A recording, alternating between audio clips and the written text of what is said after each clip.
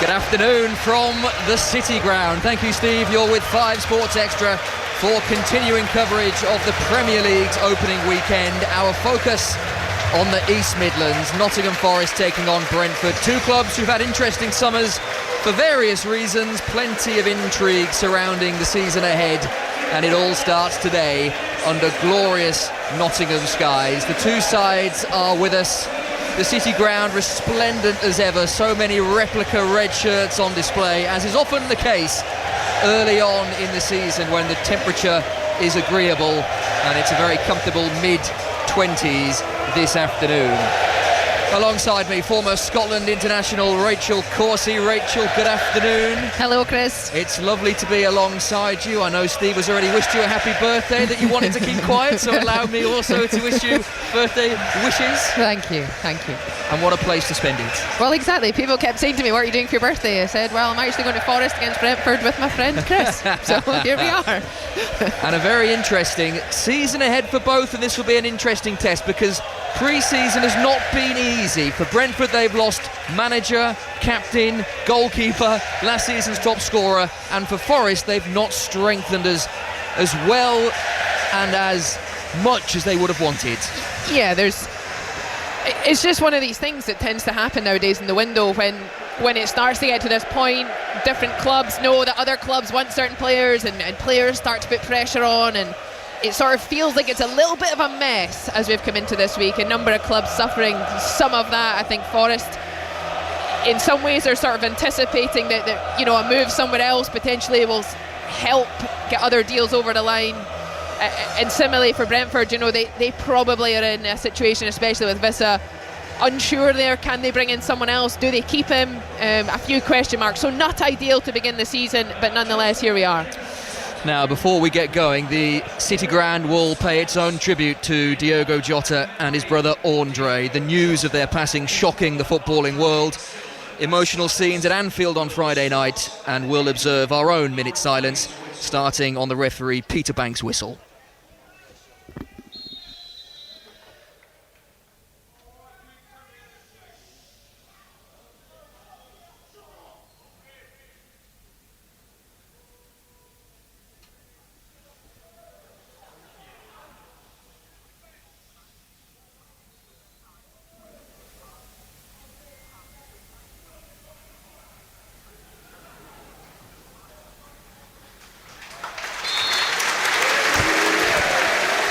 Well, it wasn't the perfect silence, but applause breaking out at the end with Andre and Diogo Jota's picture displayed on the big screen here at the City Ground. And now, for the first time this season, the first Mull of Kintyre at the City Ground, which is always a pleasure to experience when this place is in full voice.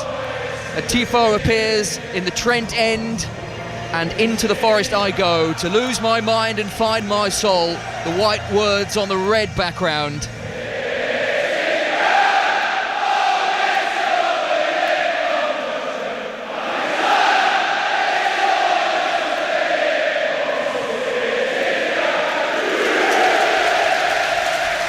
Always a spine-tingling moment, and always a perfect start to any game, and an interesting season lies ahead for these two. Nottingham Forest against Brentford. Forest with European football to look forward to.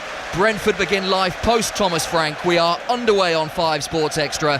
Forest in their red shirts, white shorts and red socks, kicking from left to right as we watch from the Peter Taylor stand. So that's away from the Trent End and towards the Bridgeford stand, which holds the 3,000 or so Brentford fans that have made the journey from West London to the East Midlands. They're in their change strip this afternoon, which is a light baby blue, I want to say, from head to toe, and there's a little bit of pink trim on the left-hand side of the shirt.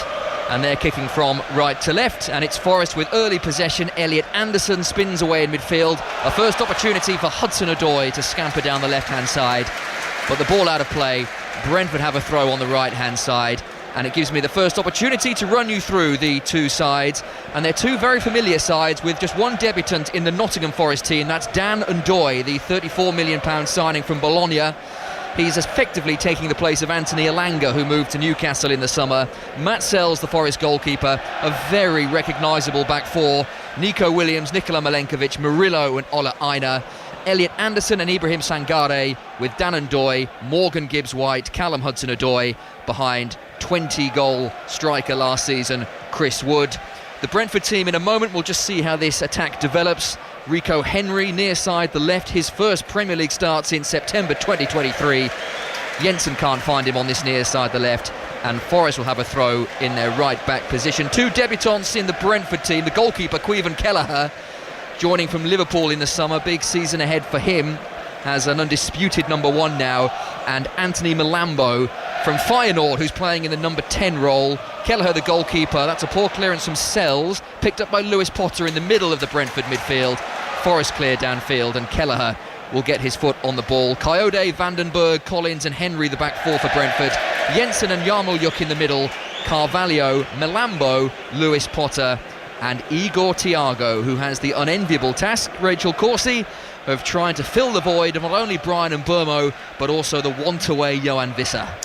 Yeah, an incredible amount of pressure really, and it is a Premier League, so there isn't concessions given, but it's reasonable to think, with a bit after his injury last season and just the lack of games he's had, he's going to need probably an element of time to get up to speed, which many fans will be unforgiving, but I think the Brentford fans in some ways do anticipate that, but we'll get a good look at him today and see what he's about. He looks like he's got big stature. We know Brentford will likely continue to try and play good football, but he certainly looks like he will occupy the centre-backs of Forest. Still waiting for his first Brentford goal. 8 Premier League appearances last season, didn't find the net. Forest are building slowly, the ball on halfway, now out to that far side. The left infield from Anderson to Sangare and back to Murillo, who's just inside the Brentford half. Opening 3 minutes on 5 Sports Extra.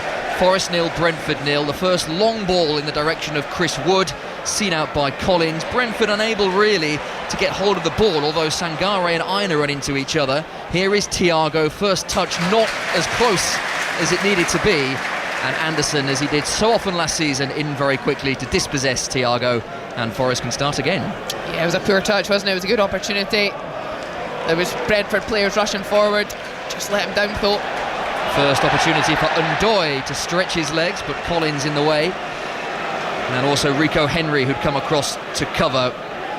And we'll see what Dan Ndoye is all about. Forest, who have struggled in the transfer window, led to that remarkable outburst from Nuno, the Forest manager, a couple of days ago, saying he was concerned at the lack of business. Since that, Forest have signed 2 players, with James McAtee and Amari Hutchinson introduced to the crowd this afternoon, but not signed in time to play this afternoon. But Dan Ndoye does start from Bologna. Here's Hudson-Odoi, the Forest new number 7, left-hand side of the penalty area. Drop back to Williams, Anderson, one-touch football on the edge of the penalty area. Malambo's in the way for Brentford. Hudson-Odoi tries again on the left-hand side of the box. In comes the cross, and Kelleher had that under control, but Collins took no chances and puts the ball behind for the first corner of the afternoon, and it's gone Forest's way. Yeah, and I think we have a good look, and you're thinking just let Kelleher pick it up, but at the same time knowing what it's like to be in that position, I think it's always best to just deal with it and then set yourself up and defend this well. Forest roll the big players forward. Murillo in the box, Milenkovic in the box. They chipped in with crucial goals last season in Forest's 7th place finish. Anderson's corner, far side the left, back post, Wood rises, he's got another chance, and he only needs one. Chris Wood is up and running for the new season. It's taken him just 5 minutes. Forest 1, Brentford 0. And exactly what I said, they chose to set up for the corner and they didn't defend it well, Brentford. And in the end, Chris Wood gets a little element of fortune. He competes for the first header. No one really gets clean contact, so it almost just drops back down at his feet. And he's just first to react, and it's just sort of a looping kind of stabbed effort back towards the goal from the person who was originally on the front post. Not sure who it was, is supposed to be there to try and clear it, but they couldn't quite jump high enough, and into the back of the net it goes. It is the perfect start for Forest and for Chris Wood, who took so many of his chances last season. He couldn't have asked for a better one there, really. It dropped to him very nicely, just outside the 6-yard box, and he pokes it into the top corner for his first goal of the season. 20 in the Premier League last season. Just the second Forest player to reach that milestone after Stan Collymore all those years ago. And he opens his account for the new season with a deft little finish into the corner, and he is off the mark, and so are Nottingham Forest, and it's not the start that Brentford were hoping for. Collins with some defending to do, out of play it goes, and the crowd now right behind Forest. They couldn't have wished, Rachel, for a better start than that. Yeah, it's a fantastic start, and just when we see the replay, 3 Brentford players try and deal with it. In the end, they get in each other's way, and that's what cushions the ball down for Wood, who, had they all left it would have gone beyond everybody. But it's a brilliant start for Forest, and I think some people, weren't sure if Chris Wood would, or will he, reach the heights that he did last season. I'm not sure if he's enjoyed that speculation that he's maybe carried. He's proven them wrong already. Great start for him. Forest are flooding forward again. Hudson-Odoi level with the edge of the Brentford penalty area, far side the left, infield to Sangare, dead centre of the Brentford half. On one more to Aina, lovely ball in the channel. Gibbs-White deflected cross, easy for Kelleher. When Forest are in this groove, they're very difficult to stop. We saw it often last season at the City Ground when they went on that brilliant unbeaten run, which put them into such brilliant Champions League contention. And when they're in this sort of mood, they can be very difficult to stop. Brentford just need a feel of the football and to really get involved in this game for the first time with nearly 8 minutes played. Yeah, they just need to try and find a way to just build out from the back as they want to do, but at the moment it's proven really difficult. You can see Forest, they just have that edge at the moment. They've got the momentum, and potentially for Brentford, they want to probably look a little longer, quicker. Not saying, going for territory, but you can have a system and a style of play, but at the same time, when the opposition has the momentum, you don't typically want to be overplaying in your own third, especially away from home, a goal down so early on. The City Ground, vibrant, it is bouncing. There was an element of uncertainty, mainly coming from Nuno in his press conference when he admitted he was concerned at the lack of transfer activity. But those concerns have been abated very early, and it is early, so there's plenty of time for Brentford to get back into proceedings. But as starts go, this has been an excellent one for Forest. They lead Brentford by 1-0, and they are dominating possession. Here is Milenkovic striding out from his centre-back position. Gibbs-White, so important. Forest kept hold of Gibbs-White with heavy interest from Tottenham, but he signed a new contract last month and will once again be key, you feel, for Forest as they navigate another competition this season, playing in the Europa League. Here is Ndoi looking for Aina, but no real chance for Aina to get on the end of that, and Kelleher, who's all in lime green, picks the ball up away to our right hand side.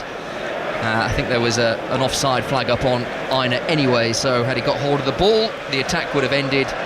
And what can Brentford do? They have been stunned by this electric Nottingham Forest start, scoring after 6 minutes. Chris Wood, 20 last season in the Premier League, and he's already off the mark in this season. Rico Henry on halfway, near side the left, looking to go down the line, instead drops it back to Vandenberg, the long head, Jensen with the headband in. Henry has the ball stuck under his feet, sets off down the line. Brentford are not finding their targets in the opening stages. Lovely Gibbs-White turn, and here's Ndoi to use his pace to get towards the edge of the penalty area. Henry closes him down, Ndoi stops the ball stone dead. Sangare's in support. Forest back into their one-touch rhythm. Anderson to Gibbs-White, another tidy spin. Ndoi's hugging the touchline, right-hand side. Great touch, Anderson. Back from Gibbs-White. Anderson shot ricochets off Vandenberg. That was arrowing into the top corner, had a Brentford blue shirt not got in the way. But Forest are in the mood, and they've started their Premier League season really brightly. What a goal that would have been.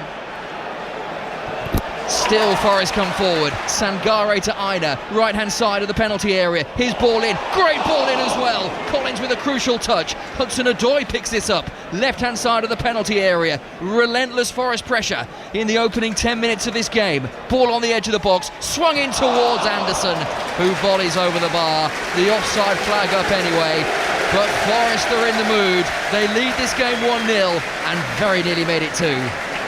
They really did, and great link and play. Anderson and Gibbs-White, just beautiful little flick back into Anderson's path. He was 12 yards out or so, just off the right hand side. He drills it, and great defending in the end, you have to say, from Brentford. Protect the goal, get bodies in the way.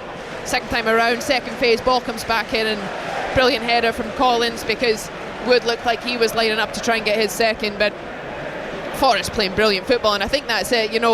We know they want to bring in depth, but it's not because I don't think Nuno Espirito Santo is particularly unhappy with what he has, but I think he knows there's more games this season, there's more pressure, there's more expectation.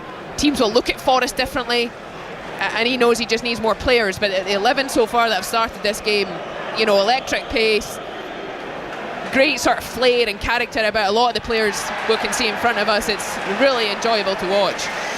Yeah, exactly that. That was Nuno's concern, the number of games Forest will play this season, having finished 7th. They did qualify them for the Conference League, but Crystal Palace's well-documented struggles against UEFA and their regulations, meaning they are relegated to the Conference League, and Forest will take their place in the Europa League.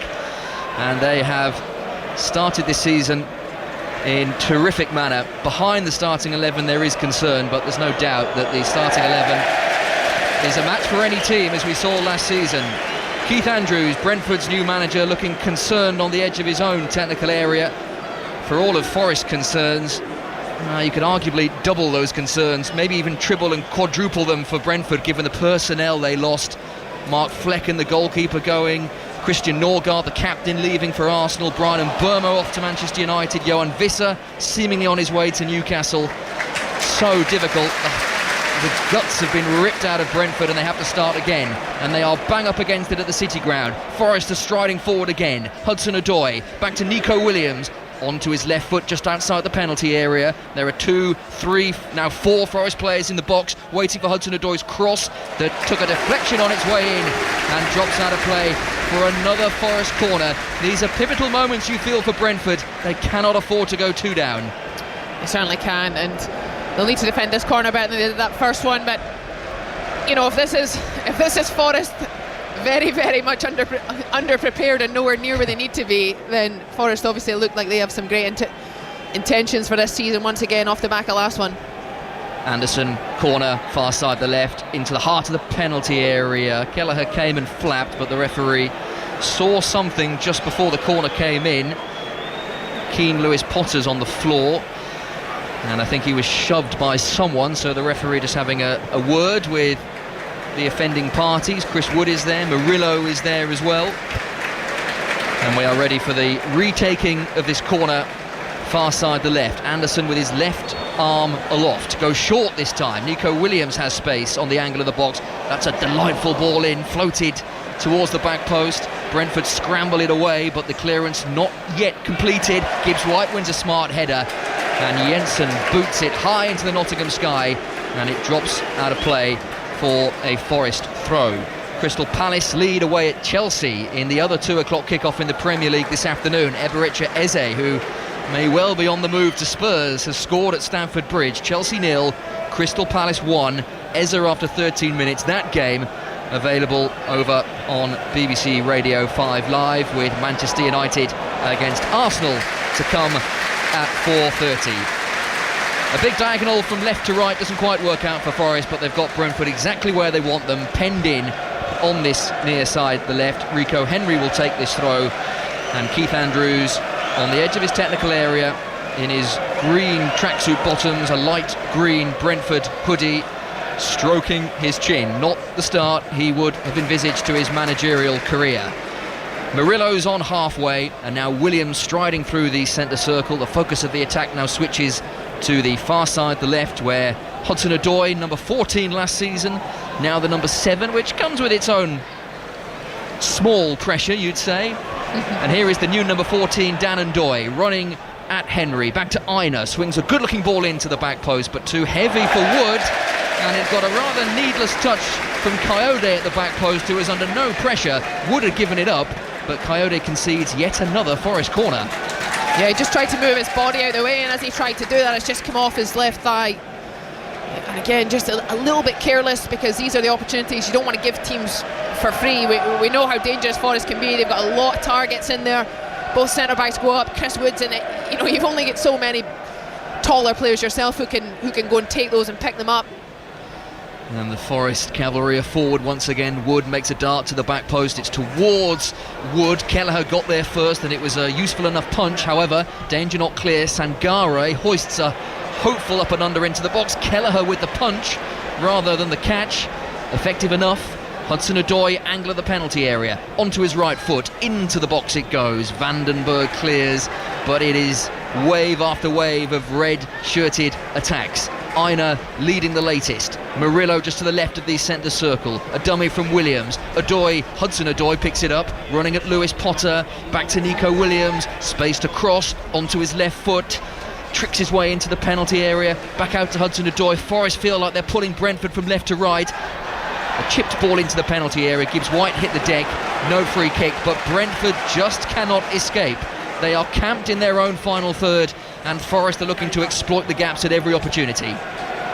Yeah, it's pretty poor from Brentford. You know, that they look like they've been playing for 60 minutes, not 16, 17 minutes. Sort of tired looking clearances even when they do get near it. They just cannot get hold of the ball. Here's Aina on the edge of the box. Gibbs White towards Wood, very nearly fell at the feet of the Kiwi striker. Anderson has it on the edge, left-footed shot. Jay-Z cutter, and Kelleher right behind it.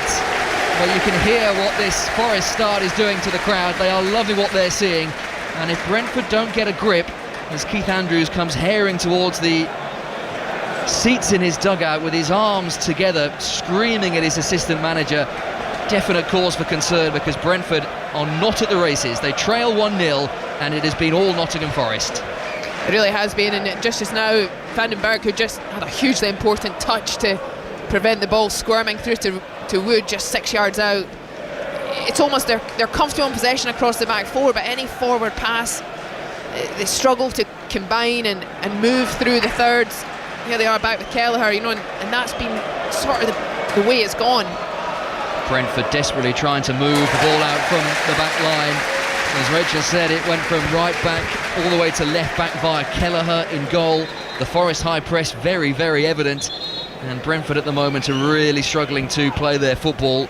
That Palace goal incidentally ruled out. VAR hasn't taken long to come into effect this afternoon, and the Eza goal ruled out for a foul in the build-up. So that remains Chelsea 0, Crystal Palace 0. That on 5 Live, and here on Sports Extra, Forest 1, Brentford 0. The inevitable Chris Wood. Collins steps out of defence. Better for Brentford, and now there's space for Lewis Potter to operate in. Far side the right, and he is ambling towards the edge of the penalty area at no great pace. Coyote's on the overlap, fronted up by Williams. Coyote is challenged by Williams, who did a really good job to dispossess Michael Coyote, who remains on the floor and has a problematic ankle, but play continues because Forest have possession. Gibbs White will scamper to this near side and will not keep it in play, and this will be a Brentford throw, but not before Michael Coyote receives treatment way on that far side. I think Williams just trod on his ankle, so he'll receive treatment, and maybe, Rachel, not a bad thing for Brentford just to catch their breath, because it's been all Nottingham Forest. It really has been, and when you're in these types of moments, when you're really under pressure, you feel like you just can't get the chance to breathe. So these are the moments where you typically do that. I'm surprised there's not more players sort of coming together. Centre backs are huddled together, but you'd probably anticipate a few more problems trying to be resolved, because the amount of dominance that Forest have had, it's almost like these two teams aren't in the same division, and they are. And of course Brentford are suffering because they've lost some key players, but there's a lot of players in this Brentford side who are very much used to the league. Even Kelleher's come in for Fleck, and I would argue that's an equal, if not a better replacement.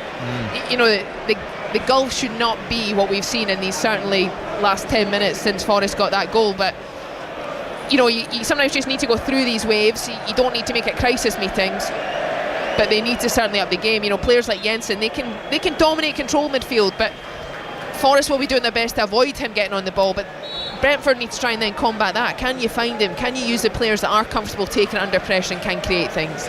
Yeah, the likes of Jensen and Yarmolyuk in the centre of the Brentford midfield have had very little possession, and here come Forest again. The white-booted Swiss international Dan Ndoye running at Vandenberg, right-hand side of the penalty area, low ball in that Wood was not far away from converting. Kelleher catches cleanly, but Brentford, in their desire to get forward and keep hold of the ball, were vacant at the back there, but Forest couldn't exploit that particular gap, and it remains Forest 1, Brentford 0. Yep, exciting just to get to see Ndoye, see what he's about. Obviously, expectation of him coming in, big money signing, and you know there'll be an expectation, can he turn out the numbers that Elanga was able to do? But so far today, he seems like he likes to go 1v1. He's very direct, looks like he's got good pace, he's got a trick. So they're just another example. Nice delivery in that front post area. Yeah, had a good season for Bologna, Dan Ndoye, where Forest signed him 34 million. Scored the winner against Milan in the Coppa Italia final. Here come Forest again. Einer's drifted ball into the back post. The shape was nice, and he got an arm of recognition from Gibbs White, who appreciated the delivery, but too far in front of him and out of play for a Brentford throw in their right back position, which Michael Coyote, who is okay, I suspect he wanted to take a little bit of time out of the game to allow his teammates to get some instructions from Keith Andrews, who I noticed was having a very animated discussion with Matthias Jensen about something or other. Couldn't quite ascertain as to what he wanted from the Danish midfielder. Jensen was actually giving it back to Keith Andrews, not in a malicious way, but making his point forcefully, as Evangelos Marinakis, the Nottingham Forest owner, appears on the big screen. He's not too far away from us, actually, maybe 7 or 8 rows in front. I can see the back of his head. He's watching a giant big screen in front of him, which I imagine gets a fair number of Marinakis boots through it, because he's a very passionate owner. But he will be very pleased with the start that his charges have made. Forest 1, Brentford 0. Forest, though, for the first time really in this game, are watching Brentford build, and this is a good thing for the blue shirts of Brentford as they go from right to left. Henry's first time ball is decent, and here's an opportunity for Carvalho to get a hold of the ball. We've not mentioned his name too often, the former Liverpool winger. Forest break up the play once again. Anderson to Gibbs White, no foul in midfield. Thiago, and here's an opportunity for Jarmo Juk, who shoots right-footed and forces a good save from Sells. And that's the first opportunity that has fallen Brentford's way. Jarmo looked through a gap, and his right foot prod forces a decent Matt Sells save low down to his right. Yeah, great effort. I think he's just probably not felt he had a pass on. He probably would have rather had it more cleanly on his right foot, but in the end sort of opted for the kind of that outside of the boot type finish. Got plenty of power on it. Good save. Yarmulke crashes into a challenge with Sangare, and back at the feet of Matt Sells, Forest's Premier League Golden Glove winner last season, albeit he shared the glove, so maybe one glove went to him and the other went to David Raya, who also kept 13 clean sheets last season, and he made a decent save there. But just a warning shot for Forest, that despite their domination in the early part of this game, which has reached the 24th minute at the City Ground, Forest 1, Brentford 0, just a warning shot that Brentford still have their own threats. Yeah, and it came from a good bit of pressure. You know, the ball turned over in the middle of the pitch from Gibbs White. He wanted a foul, but I think his touch was just a little loose, and it's a little more hopeful than anything else. And that's often where opportunities come from. You know, you can try and build up and score the perfect goal, but very often it's those moments in transition, you win it back, look forward. Better from Brentford. Jensen spreads the play, far side the right. Coyote's on the overlap. Lewis Potter ignores him. Early ball in. Murillo with a sweeping left boot to clear, and it's an effective clearance towards the halfway line. Wood beaten in the air by Vandenberg, and now Jensen has the freedom of the centre circle to think about his next move, which is a nice ball through a third. Carvalho controls. Here's Henry, level with the edge of the Forest box, deflected cross, and Brentford have their first corner. And that elicits a round of applause from Keith Andrews, who will be pleased that finally his side are starting to play some football. They are. And that's just in the last few minutes. Both midfielders now getting touched on the ball in the Forest half, and Jensen there just picking out a lovely ball, 15-20 yard pass right through the centre of the Forest midfield. Finds Carvalho, who we know will turn, and Rico Lewis in this left hand side. We've not seen it too much. He's been asked defensive questions, but finally getting the chance to progress forward. And now can Brentford ask questions of this Forest defence? The voice of former Scotland international Rachel Coursey with us on 5 Sports Extra, watching Nottingham Forest 1, Brentford 0, 26 minutes in at the City Ground. Brentford's first corner. Jensen prepares to deliver with his right foot, swirling towards the back post, headed back across goal. Sells makes it his. Very difficult for Thiago to make anything of that, and the goalkeeper always favourites. Yeah, it was a little too lofted. They wanted to try and work something round the back post clearly, but in the end good defending. But also I find unless you go really right round the back, those types of deliveries are difficult to create anything from, and Forest with lots of bodies in there defended it well. Well, you do anticipate Brentford being proficient from set pieces. Keith Andrews, the former set piece coach at Brentford. Here's Ndoye. His touch takes him wide of Coyote, who gets back at him legally, says the referee. That was a good challenge in the end. Ndoye was in a very unthreatening position inside the penalty area. The angle was far too acute to do anything with, and Coyote made a good challenge. Jensen can't get on the end of a ball down an inside right channel, but it did take a nick off a red shirt. Jensen wants to get on with this quickly. Thiago provides the short option, and it goes from Forest territory back into the Brentford half and into the blue-shirted back line. But unquestionably, it's been Brentford's best 5 minutes of this match, because they have kept hold of the ball and are just beginning to ask a few more questions of this Forest back line. They are, and they've just ridden that storm that, you know, for 10 or so minutes looked ominous that Forest would get a second. So often that does happen, and then the other team gets a little bit of ascendancy and gets a spell. So Brentford, I hope they can create something. They've already had one opportunity that Matt Sells had to make a good save from. They'll hope they can get one or two more before this half comes to an end.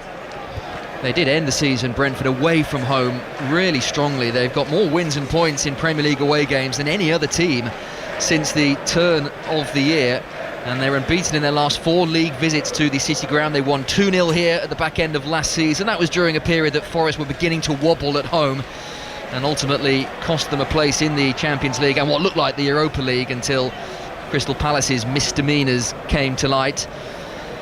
But the well-documented destruction really of the Brentford fabric, with losing Thomas Frank, with losing Flecken, losing Norgard, losing Nburmo. Visser still here, but not in the squad today. We knew that.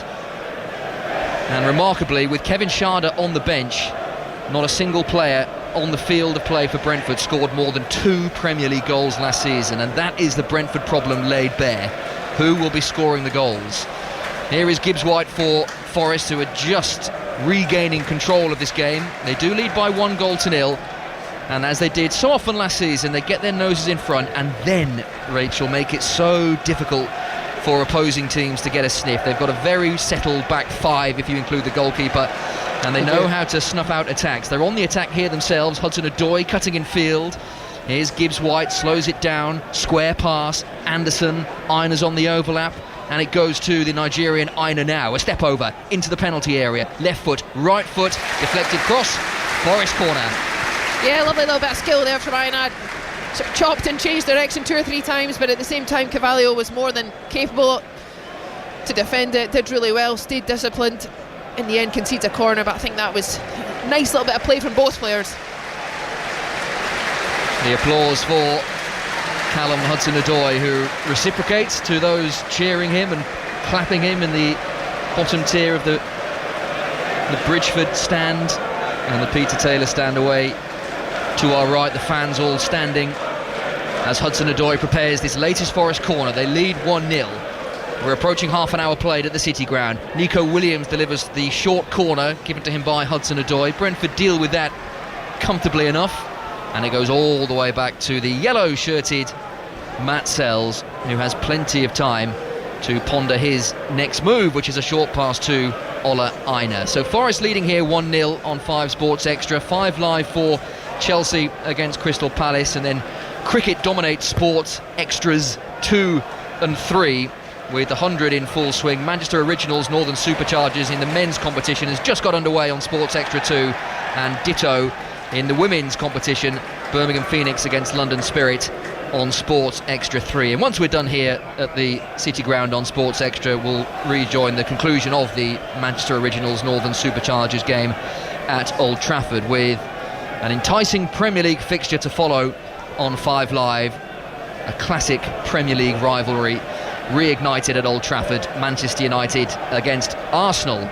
Brentford coming forward. The pass was poor behind Carvalho from Milambo, but Henry regains possession for the blue shirts of Brentford. He's running down a cul-de-sac, Milambo, and he's well challenged by Sangare, and Forest maybe can spring the counter-attack here, led by Hudson-Odoi, who's cropped up on the right-hand side, the near side, but runs into traffic. Yarmouk dispossesses him, and Brentford have it back in their back line, but are not clearing it very effectively. Gibbs White now surges through a gap, edge of the penalty area, offloaded to Ndoye, left-hand side of the box, onto his right foot, but that was telegraphed. Coyote knew exactly what he was doing, and the attack fizzles out, and Brentford have it back. But we're back into the same pattern in the first 10 minutes, Rachel. Brentford just cannot keep hold of the ball. Yeah, I think for the first time seeing Coyote play, he looks a really good defender. I have to say, a few times he's been 1v1 isolated. Really strong defensive contribution so far. Williams away from Lewis Potter, who goes down. Does Williams over the trailing leg of Lewis Potter. Definite free kick, and Forest have another opportunity to get the ball into the penalty area. This free kick, angle of the penalty area, so you'd think a crossing opportunity rather than a shooting chance, but that was clever from Nico Williams, and with 32 minutes played, it's another opportunity for Forest. Yeah, and I think that was just an example of not so good defending, more of an attacking player.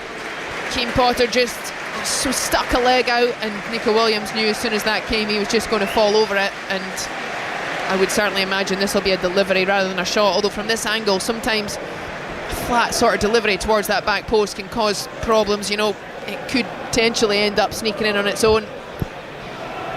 Kelleher will have to guard against that at his front post. He is assembling a two-man wall which consists of Malambo and Carvalho. Malambo actually makes that a one-man wall, just Carvalho. Anderson's over the free kick for Forest, just about level with the edge of the penalty area, left-hand side. Wood, Murillo, Milenkovic all wait. What will Anderson do with this? Flat delivery. Oh, it took a deflection on its way through off the wall, which just made it awkward. The Forest players are asking for handball.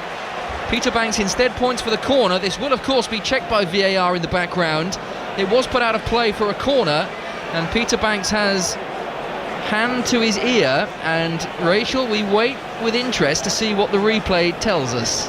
Yeah, when you see players react like that, I think from the replay he goes with his leg, Malambo, but his arm is up, and if it does hit it, which it looks like it possibly does, the way the ball moves, it sort of slows down, like you often see when it comes off an arm. And I think if that has hit his arm, this potentially will be given. Peter Banks is clearly in dialogue with Andy Madley, who is this afternoon's VAR down in Stockley Park. Malambo was not in the wall, he was between the wall and the crowded penalty area, if you like. He was almost the second man. And Rachel, yeah, spot on. It's an awkward position he gets himself into.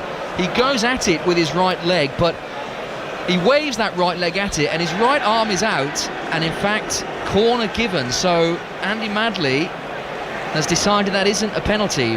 But we've seen those sort of infringements given as penalties. Maybe because his arm was not raised. That's why Andy Madley's cleared that one. I'm very surprised. I think he gets it all wrong. He does lift his leg like he's trying to play with his leg. His arm's just outstretched as it would naturally be, but he's definitely trying to kick it, and it definitely hits his arm. So no penalty. Instead, a corner to the back post. Thiago, did he get a touch on that? He didn't, and that's out of play for a Brentford goal kick. Yeah, that's one to ponder, certainly, because you often hear, and hey, the handball rule seems to change every couple of days, so I'm not sure what it is this week, but you often hear unnatural position, don't you? And if the hand is in an unnatural position, then penalties are often given. And there's no question that Malambo's arm was in a very unnatural position. Yeah, I actually hate that of the rule. I think that is the worst part, the whole unnatural position, because actually very often it is natural to have your arm raised. Yeah. That can, we can make the rule that can still be a penalty, but I think that's the one bit that people sort of trip themselves up over, and you can understand why.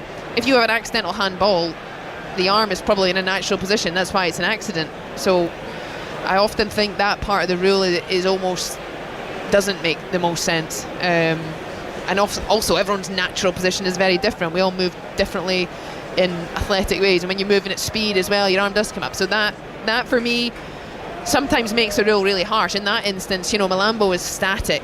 He swings for the ball, but he's just off the wall, and he sees it coming. I'm very surprised VAR had a look at it and decided, we're getting another look. I can't understand why they deem that, okay, because if it doesn't hit the arm, it's coming right into the box where Forest have attacking players running in. It's absolutely one you can file under seen them given. And when VAR have a look at that, and worth mentioning, Peter Banks wasn't sent to the screen. It was Andy Madley's decision alone down in Stockley Park. You're not missing anything, by the way. There was a clash of heads in the centre of the Nottingham Forest half, so Igor Thiago is just having a little bit of treatment on the pitch. Nikola Milenkovic is okay and is being walked off the pitch on that far side. So everyone using this opportunity to grab a drink and get some instructions from the two managers. But yeah, it was Andy Madley's decision to wave away the penalty, and it is the issue, isn't it, with the handball rule that has become so convoluted over the last however many years. The introduction of VAR means that more often than not you're left looking at handball decisions, and the more you look at them and the more you see it slowed down, the more they become that more obvious. And as I say, the handball rule seems to have gone through so many different variations that it's only natural, I think, that we're often left scratching our heads as to why one might be given and one is not given. It feels like the handball rule was quite obvious back in the day. If it was a clear handball, if a player's gone with their arm, then it's fairly blatant. But those days are long gone. Yeah, we've managed to make it extremely complicated. Yeah. Anyway, Forest 1, Brentford 0. We've got 7 minutes of the first half to play, but we'll have a couple of minutes, maybe 3 or 4 added on to deal with that stoppage in play. Both are okay. Both are waiting to be waved back on by the referee. Thiago's on this near side in front of us, just outside the two dugouts, and Milenkovic is on that far side. Sells goes long with his clearance. Wood is battling with Jensen and tumbles under the challenge of Jensen. Play continues. Bobbles awkwardly towards the halfway line. Williams is taken down by Malambo, but no free kick. Forest still have possession, and Messrs Milenkovic and Thiago are back with us. Sangare to Murillo, who plays a nice ball down the line for Hudson-Odoi to gallop onto. He's up against Coyote, far side to left, as Forest go from left to right. Murillo, short pass to the white-booted Nico Williams. On the overlap is Gibbs White, who looked like he might be offside, but plays a lovely pass to Anderson. His low ball in, and Doy attacks it, and it ends in the arms of Kelleher. Brentford quell that competently enough, but Forest are making really decent inroads down both flanks. Yeah, Brentford did really well. You saw Yarmolic, it was, who identified the danger. Real urgent sprint, just to that cutback ball to the edge of the 6-yard box, just under pressure, bodies in the way, and good defending. I think Brentford have settled after that edgy spell in the first 15 minutes. They've had their moments. They've started to just get a few more touches on the balls. Think, when you're under pressure a lot, you just feel like you never quite get a moment where you can relax in possession. Now I feel like the midfield have had it. They've had opportunities to come forward much, much better. And they're coming forward again. Henry around for Mendoy. He's into the penalty area. Ball into Jensen and turned over the bar by Thiago via a crucial Nico Williams touch, who gets a high five from Milenkovic, who appreciates the quality of that Nico Williams defending. Henry away from Mendoy for the first time in this game. He picked out Jensen, whose scuffed side foot fell at the feet of Thiago. His goal-bound effort may have tested Sells, but Nico Williams with some smart defending. Yeah, it was a big chance. Brilliant from Rico Henry. Just glides forward. Great pace, and that was an opportunity for Thiago, but good defending. But definitely a big chance. Into the last 5 minutes of the first half on 5 Sports Extra.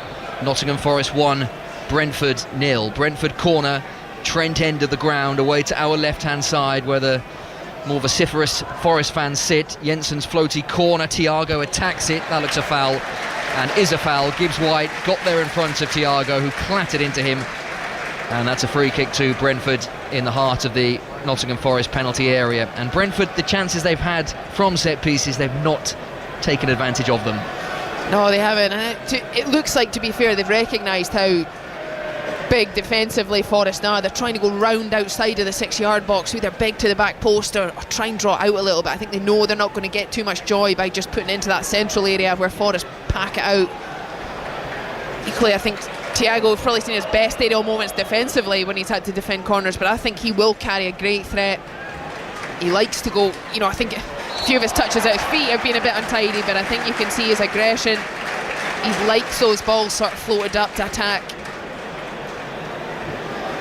The issue he has is he's up against two of last season's most successful defenders in Murillo and Milenkovic, who combine brute strength with great speed and agility. So difficult to play, especially when you're up there on your own. Forest are making progress far side of the left. The sun rejoins us at the City Ground. It had disappeared behind some heavy cloud. Anderson on the edge of the box for Forest. Gibbs White, a couple of neat touches with his fluorescent boots, and then chips a lovely ball to Ndoye, who heads into the corner to give Nottingham Forest a 2-goal advantage. A debut goal for the man from Bologna. A fine header into the corner, and on the stroke of half-time, Nottingham Forest make it 2-0. Well, it's the absolute dream start for Ndoye. Brilliant ball in from Gibbs White. He looks like he's just going to feint and play backwards. Little dummy, nice little clip ball. And in fairness to Ndoye, it's a wonderful finish. He has to throw himself at it, but he guides the header right into the top corner. Kelleher, no chance. Wonderful finish, and he'll be absolutely delighted that he's got a goal on his Premier League debut. He guided it beautifully into that far corner. A difficult finish. Gibbs White found him. There will be a check for offside because it's very tight on the replay. First glance he looks level, and he gets in front of the ball and diverts it back where it came into the far corner. But the ball from Gibbs White was perfect in its execution, and Ndoye's header into the top corner, the same top corner that Chris Wood found in the opening 6 minutes. And Forest have a measure of control in this game now. They do. It's a really, really good finish. I think it's Van den Berg who in the end plays him onside, and it's very, very close. One where they would have drawn the lines. Well, the check was brief, which is of blessed relief.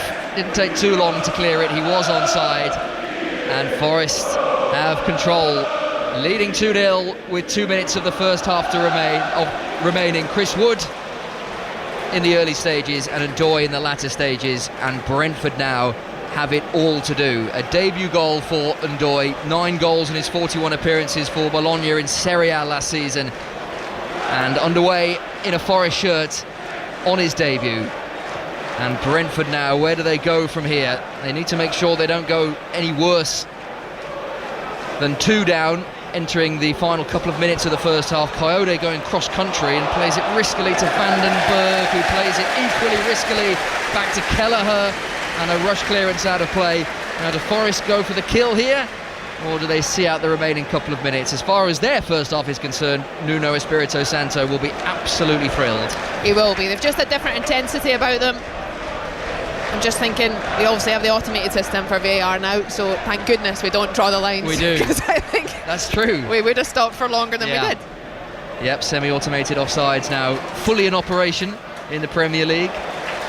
Aina out of play, and Forest have a throw level with the edge of the Brentford penalty area, and we're into the final minutes of the first half here at a sun-kissed City Ground, and the Forest fans will be, very, very pleased with what they've seen from their side. Gibbs White pirouettes in midfield and swings another ball to the back post. Wood will chase this, keeps it in play, does really well to stretch out a big right leg to divert the ball back into Nico Williams' path. He then fouls Keane Lewis Potter, who got in front of him well, and Brentford have this free kick in their right back area, and they will hope to see this first half out to get into half time, and an opportunity for Keith Andrews to impart his first team talk as Brentford's head coach. And it's not the first half he would have wanted. It isn't, and the players look a little bit dejected already, which I'm sure they aren't, but they just have that feeling about them of they're a little, low in confidence, probably frustrated with how this game's actually gone, not been anywhere near their best. And we said at the start, a number of players, plenty Premier League experience, got to compete a lot better than this. It was interesting hearing Eddie Howe talk about the absence of Alexander Isak and what that did to his Newcastle team, with the players maybe taking a few days and a few friendlies to get used to the fact that their star striker wasn't there. And he was quite candid, Eddie Howe, in saying, look, it's only natural. You take a good player out of any team and the players might take a bit of time to get used to it. You really have to you have to times that by 3 for Brentford, because they've lost Norgard, their influential captain in midfield. They've lost Mbermo, they've lost Visser.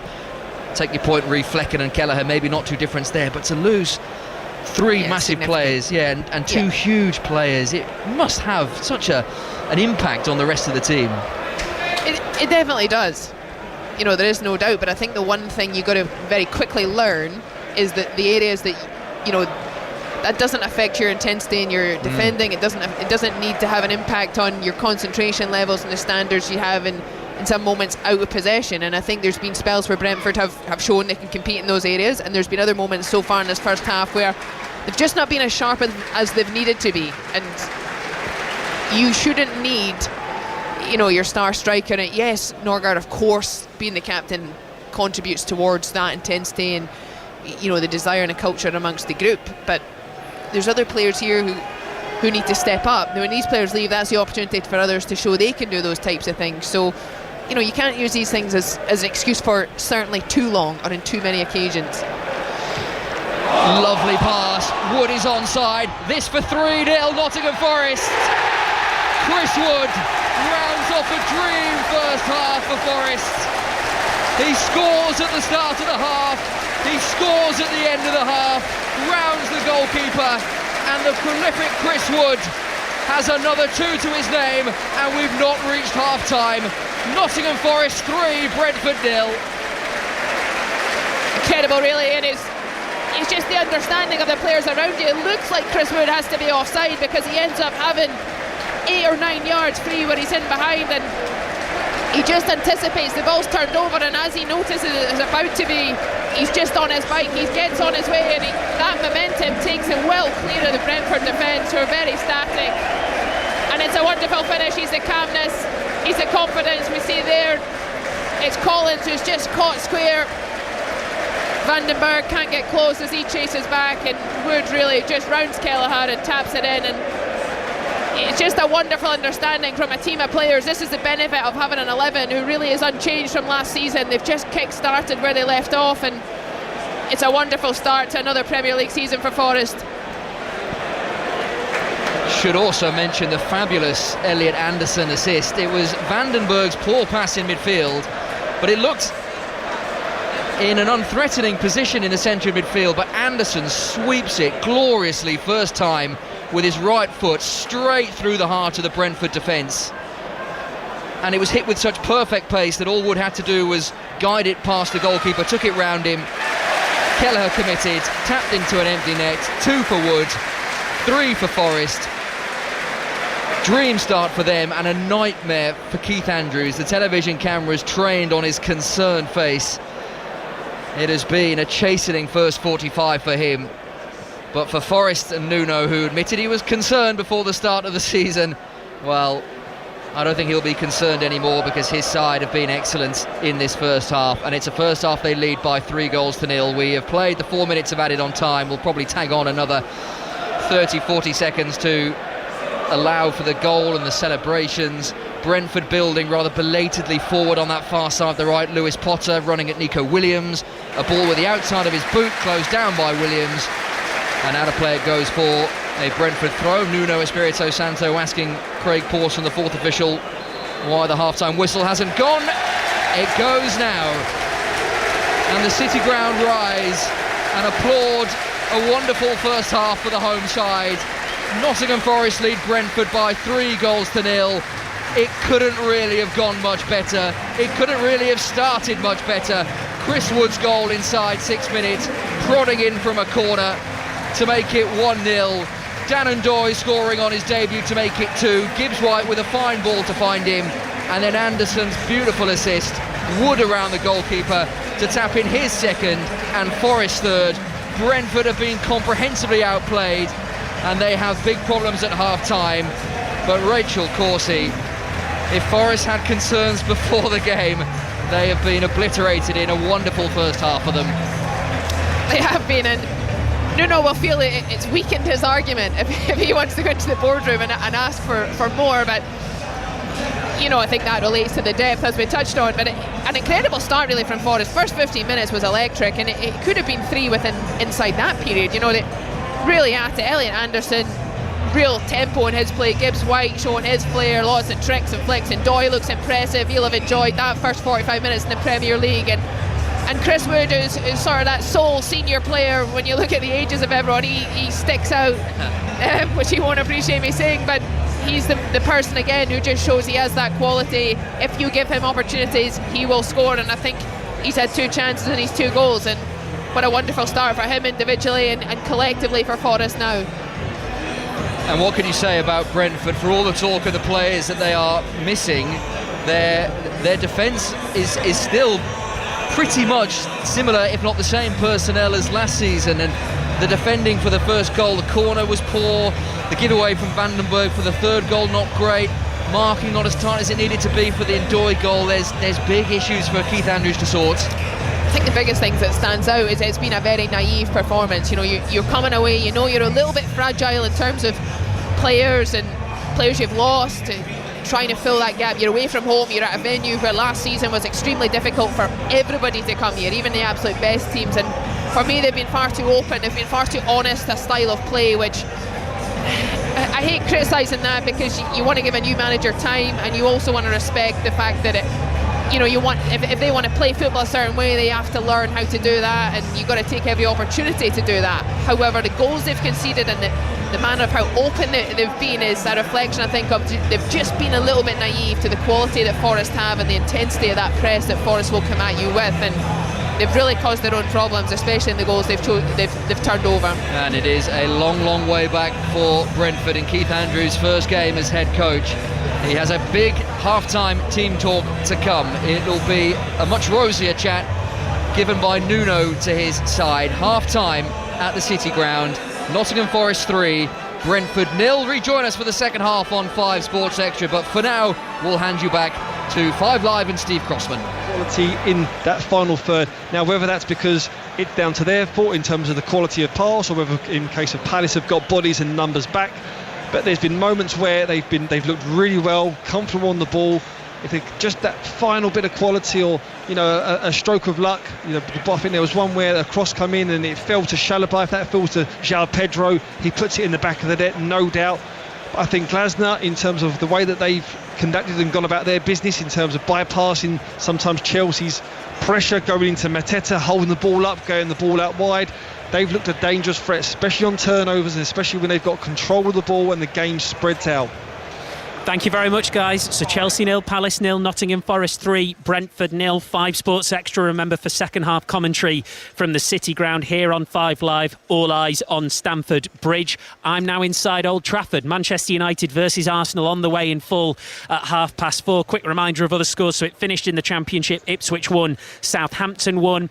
In the next 6 minutes, they'll be getting underway in the game between Hull City and Oxford United. We'll keep you up to date with that and the games in Scottish League Cup Round 2, which are about to get underway. Kilmarnock Dundee United, Livingston versus Hibs. Live scores for you in the Scottish Women's Top Flight. Glasgow City 3, Motherwell 0. Hearts 1, Celtic 2. Those games have about 10 minutes to go and a full-time score. Montrose 1, Rangers 6. There is Hamilton Partick and Hibs Aberdeen, both to come later this afternoon. So we will get the build-up proper underway to Manchester United versus Arsenal, and we'll be back for second half commentary at Stamford Bridge and the City Ground after the news with Andrew Strachan.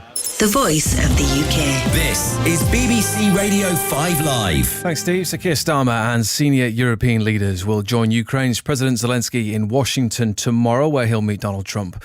The US President and Russia's Vladimir Putin failed to reach a deal to end the war in Ukraine when they held a summit on Friday in Alaska. Our reporter Matt Cole says Europe wants to show unity with Ukraine without provoking Mr. Trump. It is nakedly clear in all these kind of communications, they almost all seem to start with that positive message, those positive words about President Trump. We're told after that kind of message about how President Trump is doing well, that Sir Keir Starmer in this meeting will be reasserting his position that the path to peace cannot be decided without President Zelensky. Thousands of people are protesting across Israel, calling for an end to the war in Gaza. Police have been using water cannons where major roads are blocked. Universities and community centres are also closed as part of a one-day strike. Police searching for a 12-year-old boy in North Yorkshire have found a body in the River Swale. Emergency services were called to the scene near Richmond last night. And British horse racing will stage its first ever strike next month to protest against the government's proposed tax hikes in the autumn budget. 4 fixtures on September the the 12th won't happen, which experts say could lead to a multi-million-pound loss for the industry. Good morning, 5 Live Breakfast with Rachel and Rick. We know that the younger generation doesn't use the phone like we used to use the phone, obviously. John in Bath. Just tuned in and heard you talking about kids answering the phone. My kids answer their phones through the power of silence. Their argument is, you phone me, so you need to speak. They don't even say hello. 5 Live Breakfast. With Rachel Burden and Rick Edwards. And it's the sound of the hype train, because I don't have a choo-choo, but you can do me a choo-choo. Choo-choo. Thank you very much. 5 Live Breakfast. Back Monday from 6. Ask your smart speaker to play BBC Radio 5 Live. This is 5 Live Premier League Sunday. With Steve Crossman. Listen on BBC Sounds. Welcome to Old Trafford. Full commentary at 4:30 on Premier League Sunday here on 5 Live of Manchester United versus Arsenal. Don't forget, later Match of the Day with Gabby Logan, all the action on BBC One at 10:30. You can see all of the goals from the Premier League today on the BBC Sport website at 8 p.m. So that's the new time. You can get them much earlier now. And then you've got Match of the Day later, both on television and on iPlayer. So you'll be watching at least 3 goals for Nottingham Forest, who lead Brentford 3-0 at half-time in our game on 5 Sports Extra. Former Scotland captain Rachel Coursey has been watching. Rach, before the game we talked about all the negativity about Nottingham Forest. It only takes 45 minutes to turn, doesn't it? Yeah, they look rubbish. No, do you know what? They've been exceptional, and I think, to be fair to Nuno, I don't think his rant was because of the 11 that have started today. It's very much a familiar team we're seeing from them, and they've certainly kick-started right where they left off last season. It's probably more about the number of games and the depth they have, but they've been exceptional. Elliot Anderson, Gibbs White, absolutely at the centre of everything. St Gary just looks to be the one that keeps things ticking. Excellent energy in the middle of the park too. It's really been a professional performance, and it started right from the off. As bad as it gets, really, for a first 45 for a new manager. But do Keith Andrews' side look like scoring? Have they been creating anything? We know what they've lost going forward. Had a couple of set pieces and one opportunity from Yarmulke that took a good save from Sells, but otherwise it's been probably a little bit of, I don't want to say naive, I'm going to say a little too open to be away from home in the opening game of the season. It's almost been a little too honest, and the goals they've turned over have just been simply because they've been that naive way, and they've tried to play out. They've made mistakes, they've given away needless corners and needless opportunities, and the Forest press is relentless. They come at you, they try and bait you into little passes, and they look to just press and win it back and get right down your throat again. So from a Forest perspective, they've maybe pressured Brentford into that. From a Brentford perspective, I think they've been far too open to be away from home and against a side that for any team it's difficult to come here, and you can't be naive. It's an experienced Forest team, and they've certainly been at it.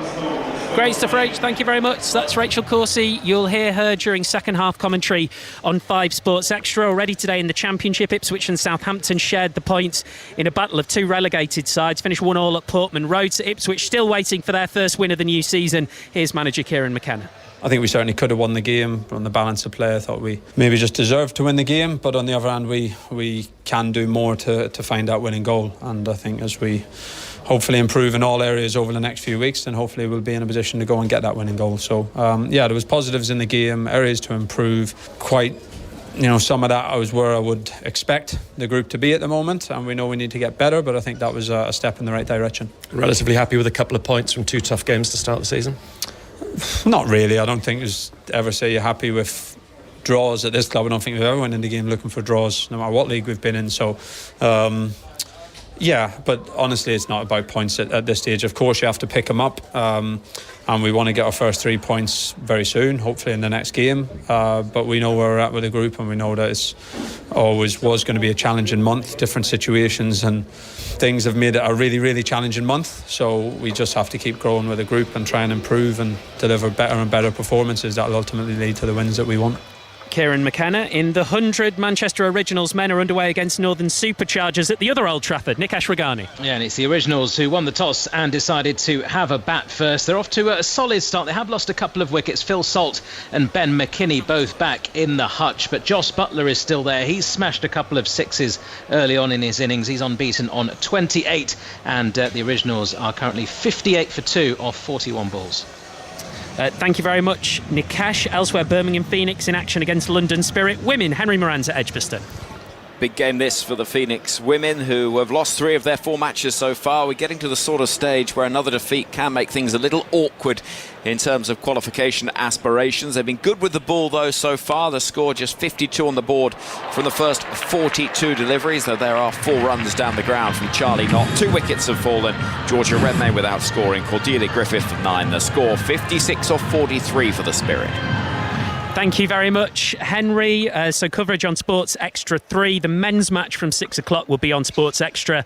If you want the Manchester Originals, that's on Sports Extra 2 already today. The women, Manchester Originals women, won their game against Northern Superchargers by 5 runs. We'll be back shortly at Stamford Bridge in the City Ground on Premier League Sunday. But here we are live from sun-drenched, and it really is, Old Trafford ahead of Manchester United Arsenal in full at 4:30. Correspondent John Murray, goodness me, it's good to be back for something like this. Well, it's absolutely glorious here today. We've just got a handful of people, really not much more than that, inside Old Trafford, but clearly we'll have over 70,000 in by the time we get to 4:30, and I just think this match has got so much in it.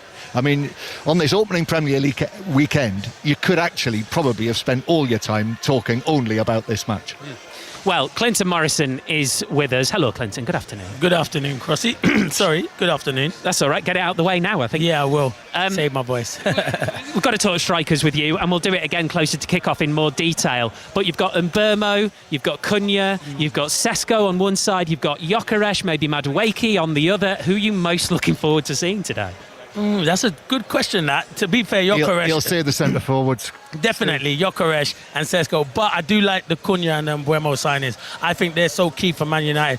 Man United struggled in that final third last season. Bruno Fernandes created a lot of chances. Didn't really have that killer instinct. Them 2 players in particular, but the strikers, the 2 number 9s, Sesko and Gyökeres, they're the 2 I'm looking forward to. I think they're both good signings. I think, in particular, if Arsenal want to challenge Gyökeres, he has to be that final piece in the jigsaw. Told you. He knows me so well. But for United, it is goals, isn't it? I mean, we heard Ruben Amorim. He said in his press conference, didn't he? It felt, and I'm paraphrasing here, it felt like he was saying, we're still going to get ourselves into trouble, but we've now got goals to get ourselves out of it. No, I mean, it's the right answer, isn't it? Because I heard Alan Shearer saying something similar yesterday. Really, you know, that's where, for all of the big money that they've spent, that's where the biggest money is spent.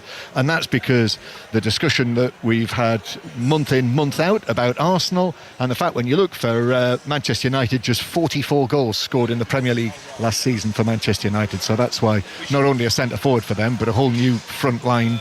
And Arsenal, you know, so many additions that have added strength in so many areas. So, but, you know, I think the basic point is today, if there is a loser, that's your story of the weekend, isn't it? Right then, Clinton. So we've picked out... Welcome back to the City Ground. You're with BBC Radio 5 Sports Extra for second half coverage of Nottingham Forest and Brentford's Premier League opener, with Nottingham Forest leading by 3 goals to nil after an electric first half. 2 goals for Chris Wood, 1 for debutant Dan Ndoye, and Brentford have it all to do in this second half. They are making a change at half-time, and maybe not surprising that we're seeing Kevin Schade, who would almost certainly have started, but has been nursing a niggling injury, so perhaps only fit enough for 45 minutes. He is coming on the field. Forest have been out for a little bit, Brentford emerging now, and Rachel Corsie, former Scotland international, alongside. You do wonder what Brentford's new head coach Keith Andrews had to say to his team. We haven't really got an impression as to what kind of head coach he is, if he's a ranter or a raver, if he's very calm and collected. One thing he needs, regardless of how he is in the dressing room, a reaction from his team. He definitely does, and you know, Schade would be a player that it's been an injury that certainly meant he's not started this game. You know, he's somebody who can score goals. I think he really came on to his best form towards the second half of last season. And the fans themselves will be pleased to just even see an attacking change in the circumstances. They've got to try and now just win this half at least, or certainly not lose it. I would expect, you know, Jordan Henderson might be someone else who we see as the game progresses, but that first half was far too open. They conceded far too many, not just chances, not just goals, but just almost that level of pride and getting into tackles, winning territory, winning your battles. There wasn't enough of that, and you know, you can play as nice football as you want, but you got to always compete. That's one thing you have to do, and they need to do that better this half, certainly. We are back underway on 5 Sports Extra at the City Ground. The sun is in and out behind some clouds, but it is pleasantly warm, and many of the fans in their short sleeves, the replica shirts. Many have travelled from Brentford as well, and they would have endured that miserable first half. So Kevin Schade is on. It's Anthony Malambo who, well, talk about contrasting debuts. Dan Ndoye's had a brilliant one for Forest on the score sheet. Malambo's had a torrid one for Brentford, and the signing from Feyenoord has been hooked at half-time. So Kevin Schade is on and Anthony Malambo is off. I'll run you through the 2 revised 11s when there is the first break in this second half. Brentford building the first attack of that second half. Thiago, you feel Brentford will need to involve him a lot more in this second half. Good running on the left-hand side, and it's a throw to Brentford. They go from left to right in this second half. The blue shirts, the baby blue shirts from head to toe. Forest in their traditional red, white and red, kicking towards the trend end. So both teams are kicking towards their main body of supporters, and Brentford have a throw. If they can get one very early on in this second half, then, as they say, you just never know in this wonderful sport of football. Throw taken, Jensen into the penalty area. Thiago attacks it. It goes an awfully long way. Carvalho jumped. It was over his head, and Forest can build their way out of trouble with Hudson-Odoi away from Schade, whose first involvement in the game is to dispossess Hudson-Odoi. The loose ball breaks to Gibbs-White, and now Williams near side the left, infield to Gibbs-White, who is the orchestrator-in-chief for Forest. Cuts onto his right foot. Williams thought about taking the ball off Gibbs-White, and in the end a nice triangle to get the ball to Hudson-Odoi near side the left. So can Forest build on what was a very promising first half? They're keeping hold of the ball in the early stages of this second half. Anderson, whose assist was glorious for Chris Wood's second goal, the third goal, a lovely pass through the thirds in midfield. Hudson-Odoi hugging the touchline near side the left. The overlapping Anderson ignored, but he gets it on the return from Ndoye, who might get on the end of this on the edge of the penalty area. And in the midst of all of that, the flag goes up on that far side, and that Forest attack comes to an end. Rachel Corsie, but we saw a lot of that in the first half. Forest moving the ball so quickly on the edge of the Brentford box. Yeah, and they just have this freedom about their style from what we've seen so far today, and you can understand that's just, you know, that I feel that's got another level to it than what it had last year. So as much as preparations feel like they're not quite as far as they need to be, I do feel like there's just some wonderful display of character and that good football style that Nuno wants from his team. You know, he wants that interchange in possession. He wants players to show their character. We're seeing Anderson, Hudson-Odoi combining, Gibbs-White getting involved, Williams coming up from the back line as well. It's really exciting and just wonderful to watch. Yeah, all the main protagonists in what was a fabulous Forest story last season have been on display again this season. Brentford have the ball in their left-back position as Henry skips away from several challenges.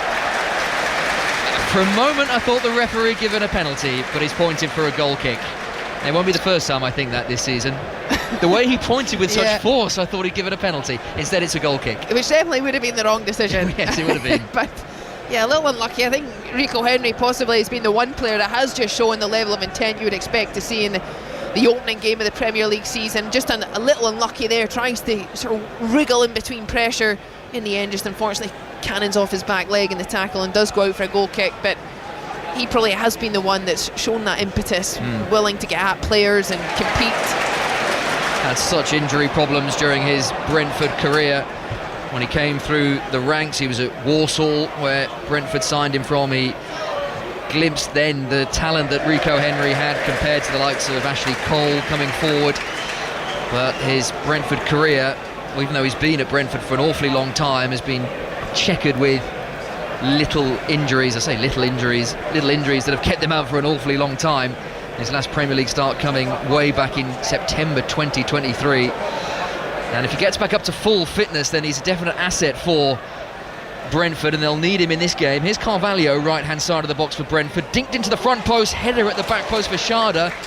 Forest eventually clear their lines momentarily. Lewis Potter's left foot drive is over the bar. For the first time in this game, uncertain Forest defending As the ball came in, it was an unfortunate flick off, I think, Murillo's head, and when it dropped to Lewis Potter, he hit it well enough, but it was always wide. Yeah, it was well worth a hit. Probably a good area for him. Ball just comes to him, he has to get it out the air and down, and credit to him, he does that pretty well. Just the shot though on the half turn, well wide. Matt Sells is the goalkeeper for Forest. Had one save of note to make in that first half from Yarmolyuk. A right foot prod and Sells down to his right to save. 13 clean sheets last season, sharing the Premier League's Golden Glove with David Raya. Nathan Collins thought he was fouled by the corner flag, but he wasn't. He was dispossessed by Ndoye, and in his desperation to win the ball back, he fouls Ndoye, and in doing so picks up a yellow card.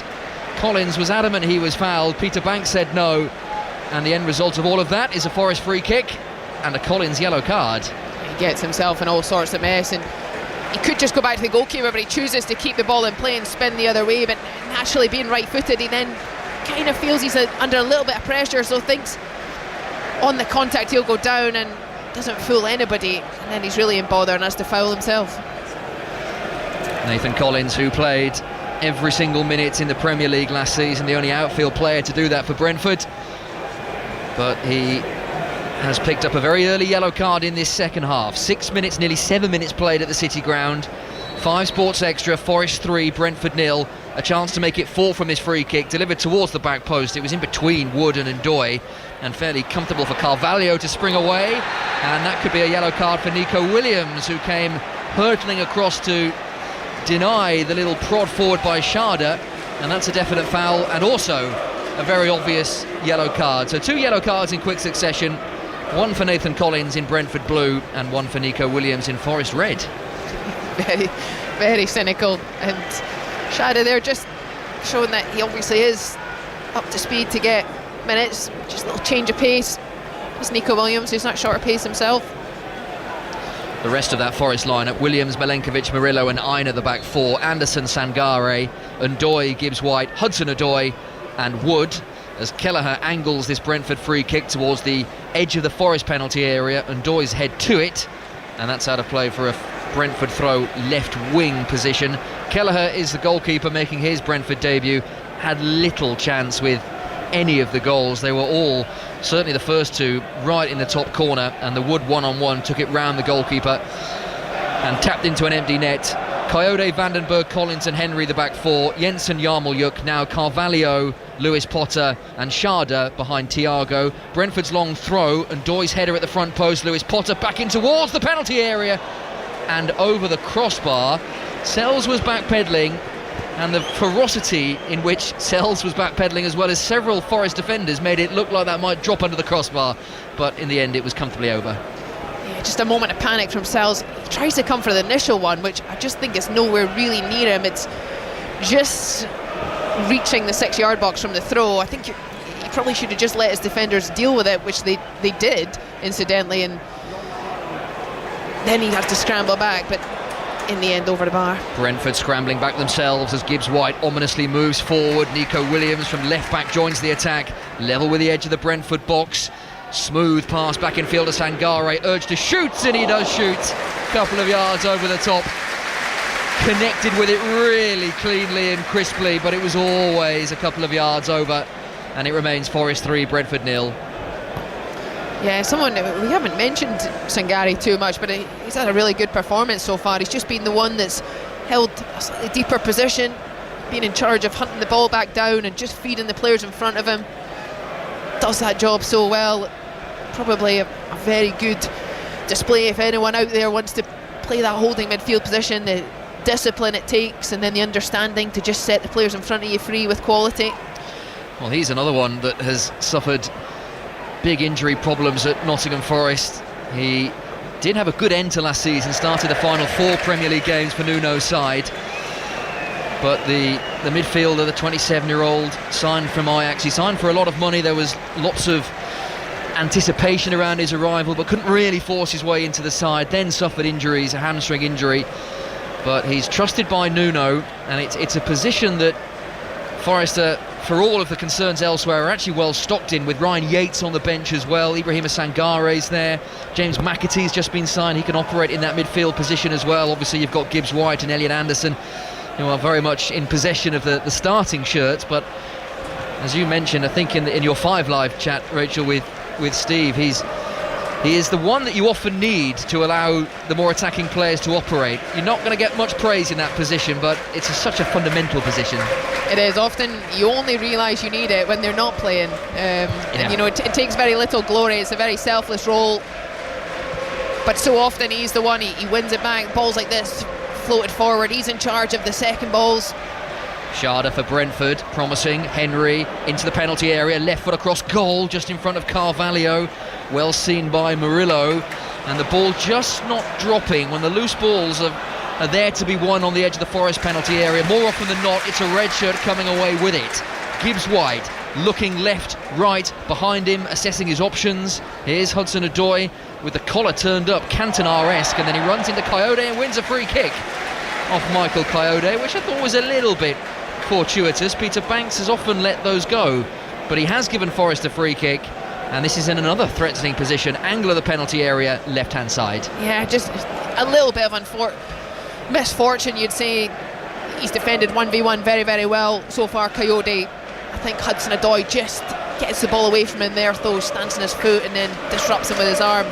It is a foul, nothing more than that, but again, a dangerous area. Well, he's wearing number 7, Callum Hudson-Odoi, and he is sporting probably Manchester United's most famous number 7, albeit I know they've had some very famous number 7s of Manchester United. Cantona, one of a long list, but he made that upturned collar very famous, and Hudson-Odoi is sporting him. Elliot Anderson is over this free kick. Delivered such a precise assist for Chris Wood's second goal, and it's another good ball into the penalty area. Kelleher punches only as far as Odoi on the edge of the penalty area. Couldn't do much with that. Can Brentford counter-attack? They can't, or at least they can't with any quality. The ball with the outside of the boot, too far in front of Carvalho, and out of play for a Forest throw midway inside the Brentford half. Let me run you through the benches who, well, you think will be very important, certainly for Brentford, who have a couple of players that will be making their debut should they come on, and the big name on there is Jordan Henderson, released by Ajax and now back in English football. Jordan Henderson, the 35-year-old, last appearance came in England May 2023, Liverpool's 4-4 draw with Southampton, so he's on the bench. So too Aaron Hickey, another one who's had a career blighted by injury. Hakan Valdemarson is the Icelandic reserve goalkeeper. And then Onyeka, Ayer, Part, Harris, Roerslev and Arthur. Here is Sharda, left-hand side of the penalty area for Brentford. Back to goal. Murillo goes with him. Milenkovic too. Ow, Jensen had his first touch been a little more secure. He was shooting cleanly on goal. His first touch was a little too heavy. Took him past 2 Forest players into the box, but then couldn't find the space to operate and pull the trigger. Still an opportunity. Carvalho's right foot shot over the crossbar, out for a goal kick. And Brentford are getting in these little pockets of space, Rachel, but at the moment they're just finding that space a little cramped, a little congested, and they're finding it difficult to find that final shot. Yeah, they are. Sharda did really well to just keep the attack alive, right in the byline, just swivels back inside. I felt when he set Jensen, he probably had to hit it first time. There was recovering bodies closing him down, meaning the seconds were precious.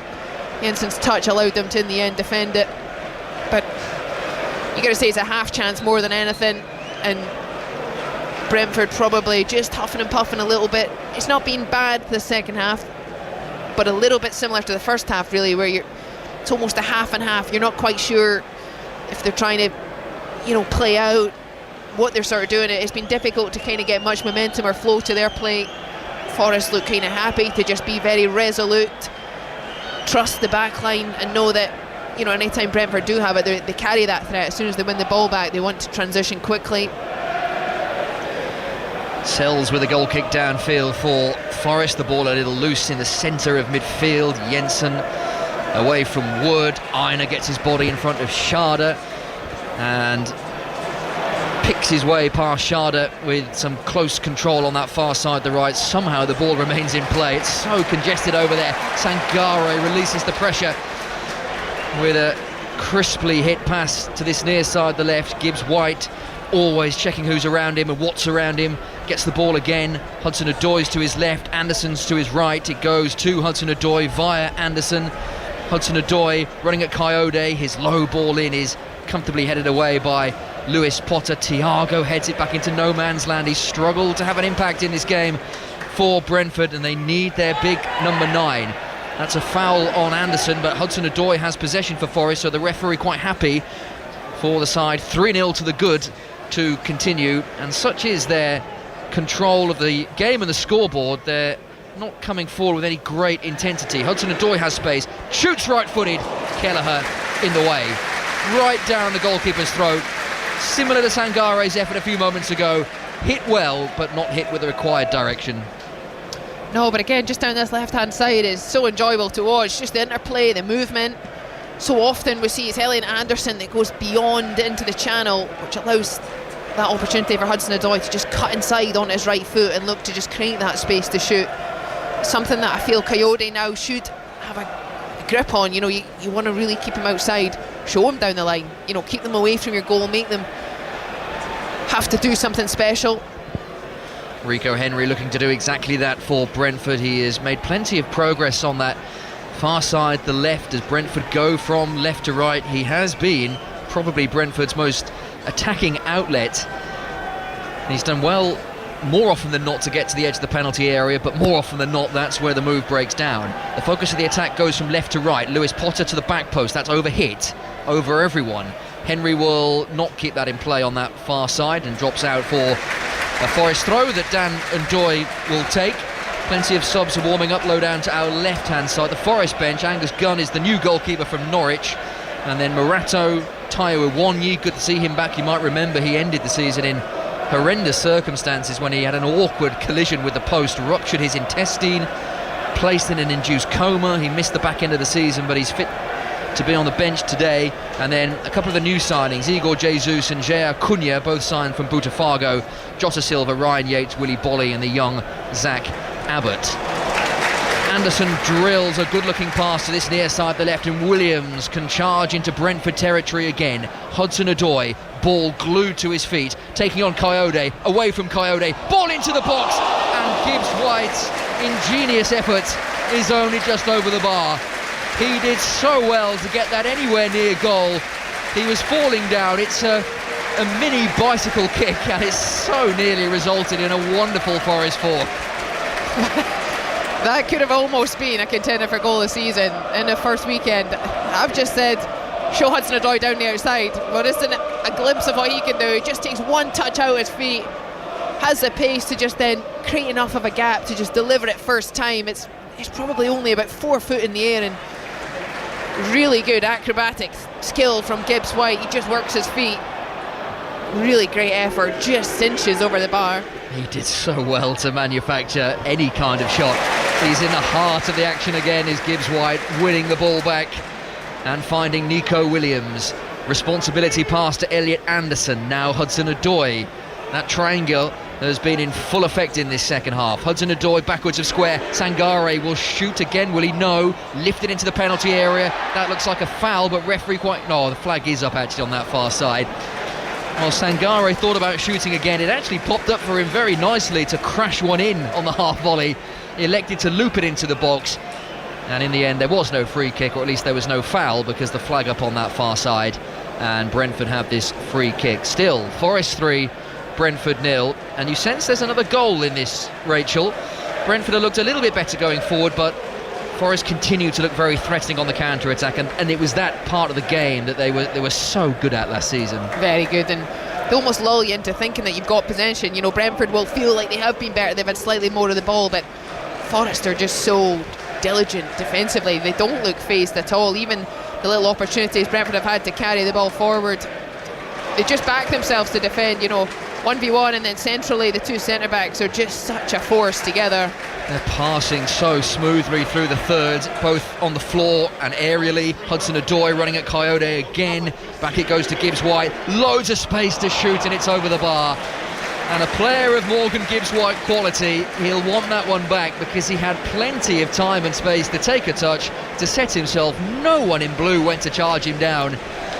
And in the end it was a good 7 or 8 yards over the bar. It was, and he's disappointed with himself, and you can understand why, because it is certainly his range. He sort of gets caught in two minds. Does he go for pure power, or does he try and just bend it? And in the end, when you do that and you don't commit to either one, very often that's the outcome.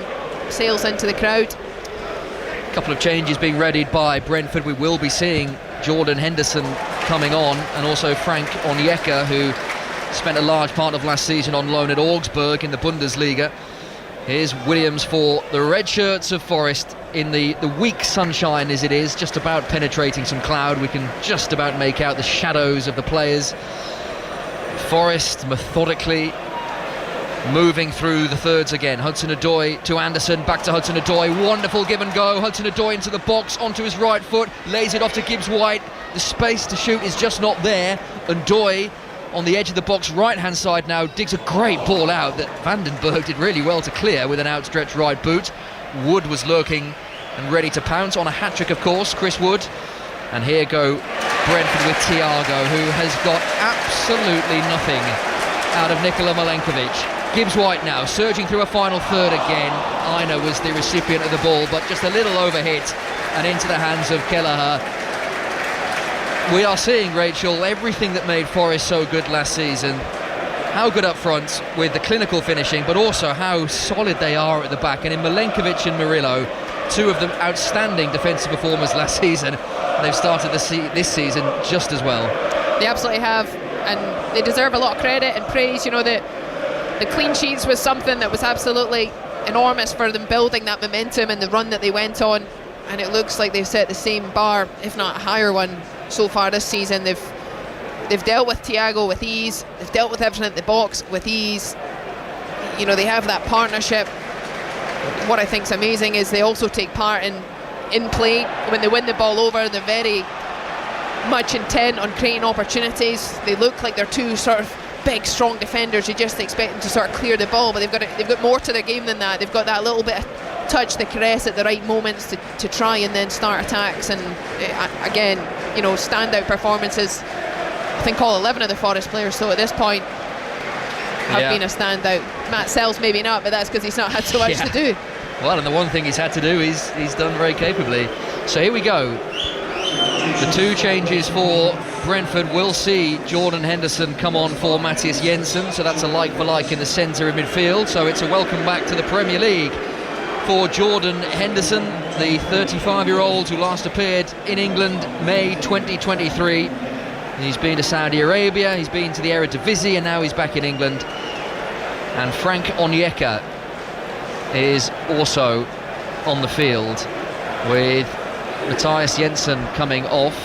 And I didn't spot who came off there for Lewis Potter. Lewis Potter, thank you, Rachel. Lewis Potter is off the field. Frank Onyeka, who didn't play a single minute for Brentford last season, the Nigerian who spent all of it on loan at Augsburg, 34 appearances in the Bundesliga, and we'll see what that experience has done for him. And one of the Premier League's most experienced players returns to the English top flight in Henderson.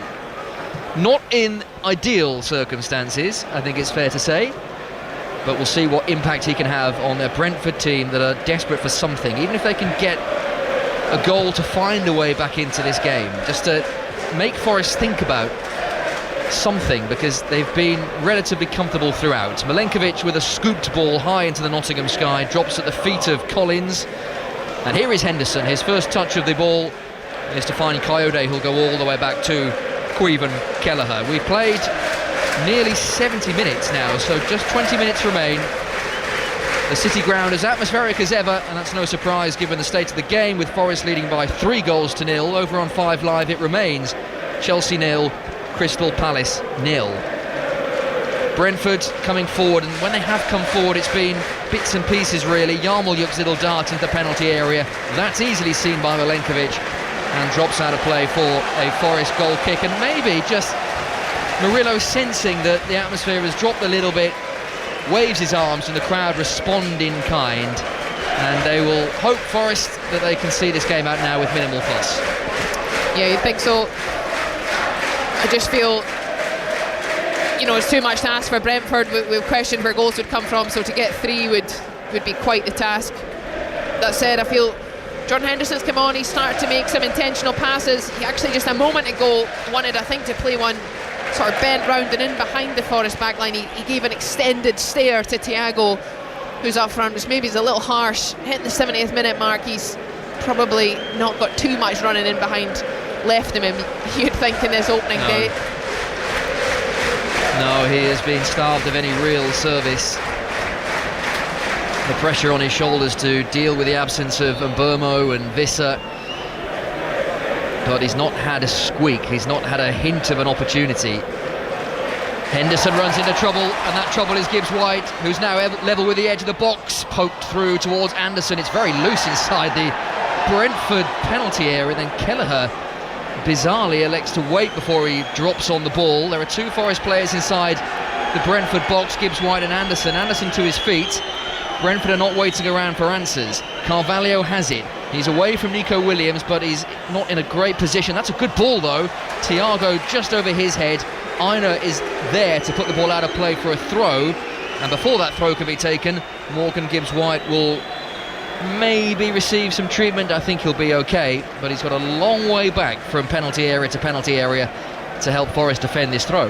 Yeah, and I just wonder here, there's a sort of lunge, is that heavy touch from, is it Collins at Vandenberg? You see here, just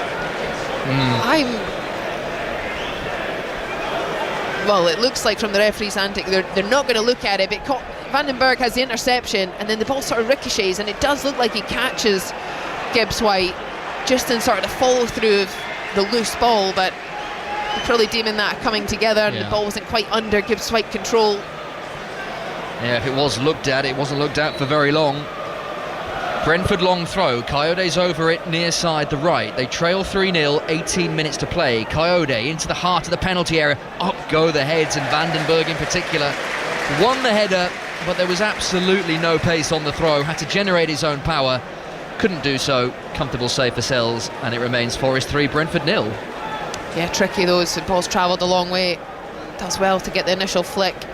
Really tough to get that power into the beyond the goalkeeper. Nico Williams, some good footwork away from two Brentford players. Brentford tidy up Kelleher to Collins, and now Coyote away from Wood, but only just. You could hear the gasp from the crowd, because had Wood got his foot on that, it was a 2-on-1 situation in Forest's advantage.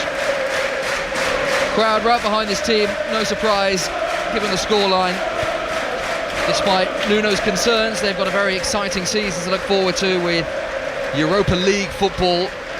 It's a measure of how far Forest came last season. There was disappointment. They couldn't convert what was an excellent start into Champions League football, but they did rather hit the buffers in the back end of the season, just as Brentford were going through the gears. Brentford, who had a good end to last season, losing just one of their final 8 Premier League games, including a win here by 2-0 against Forest. But you fancy they're in for a very different season this time around. And the evidence of this game, which is 74 minutes old, 73, 74 minutes old, it could be a really challenging Brentford season. But there is, of course, still 37 games to go after this, and way too early to start writing anyone off. Carvalho out of play. They have a throw on this near side, the right to Brentford, and they'll just be keen to get something, to take something away from this game. The fixture list is tricky towards the international break, with Villa at home to come, Sunderland away, Chelsea at home, Fulham away, then the two Manchester clubs.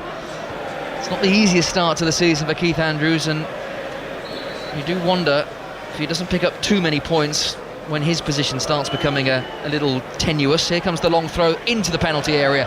Collins heads wide and over, but via a Forest touch, so Brentford have this corner. Yeah, and I think these are the opportunities that they've got to look to try and, leverage in their favour. A chance to put the ball in the box, chance to ask questions. They've got threats of their own, both Vandenberg, Collins, Thiago looks like he's a threat in the air.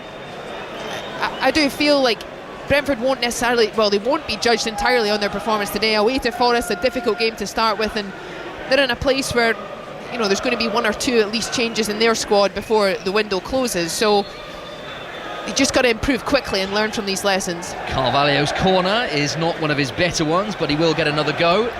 Cleared at the front post by Nico Williams, drops out of play, and Carvalho will hope for a much better delivery into a penalty area that does include Nathan Collins. lurking at the back post does include Sepp Vandenberg. Carvalho's corner is not too much better, but does make more progress into the penalty area. It's a little bit loose, cries of handball, and the referee has given a penalty to Brentford. And this is a way back into the game for Keith Andrews' side. It's another debatable handball decision, one not given in the first half, but this one given by Peter Banks. There's not too much argument. We'll wait for the replay, and we wait to see what VAR decides, but for now, Brentford have a penalty. Well, it looks a really strange decision. It looks like a really poor corner, and Shadow just really swings his leg at it to keep it in play, and it's bobbling around at Sangare, who's just... He's actually got his arm round on Yeka, and the ball just sort of falls the other side of him, and it grazes his arm. I think that's... Given the one in the first half that wasn't given, that seems even more unintentional, but... Yeah, that's... Given what we saw in the first half, and that wasn't given, Peter Banks decides this one is. It's a scoop from Sangare, whose hand is up, but he's fending off on Yeka, and in doing so, the ball hits his arm. Definitely hits his arm, and I think it's enough that VAR won't be looking at this too strongly. Peter Banks, will he be asked to... I don't think he will. I think this has been given. Well, I think the question here is he has seen it, so the referee's seen it and decided it was a penalty, and I don't think they'll deem it an obvious error, or one he maybe wants to, because it does hit the arm. It's just extraordinarily harsh. So away back in for Brentford. Matt Sells retreating to his goal line. Jordan Henderson gives the ball to Igor Thiago. What a big moment this is, both for Brentford and for Thiago, who is yet to score for Brentford. 8 Premier League games last season, didn't find the net, didn't have too much game time because of Mbeumo and Visser, and he has been tasked with filling the Mbeumo-Visser void, and he has the opportunity to open his account for Brentford and to get them back into a game that they trail 3-0 with 12 minutes to play. Big moment for Brentford and for Thiago. Here he comes, he scores. He rolls it coolly down the middle. Sells dives to his right. Thiago passes it straight through the middle, and Brentford have a way back in this game. Forest 3, Brentford 1. Yeah, a really cool penalty, wasn't it? Just stroked it down the middle. He'll be delighted. There is pressure on him, there's question marks. Can he score goals? To get the chance from the spot is probably nice if you're a striker, but comes with plenty of pressure, especially if you have to wait 2 or 3 minutes because VAR are having a look at it. He showed his cool though. So, will that change the dynamic of the final 12 minutes or so? Thiago's first Brentford goal to make it Forest 3, Brentford 1, and that cues a couple of Forest changes. Chris Wood, 2 goals to his name. What a good start to the season he's had. 20 Premier League goals last season. He's already 18 away from that with 2 today. And it's a debut for Igor Jesus, the 10 million signing from Botafogo. Exciting prospect, the 24-year-old.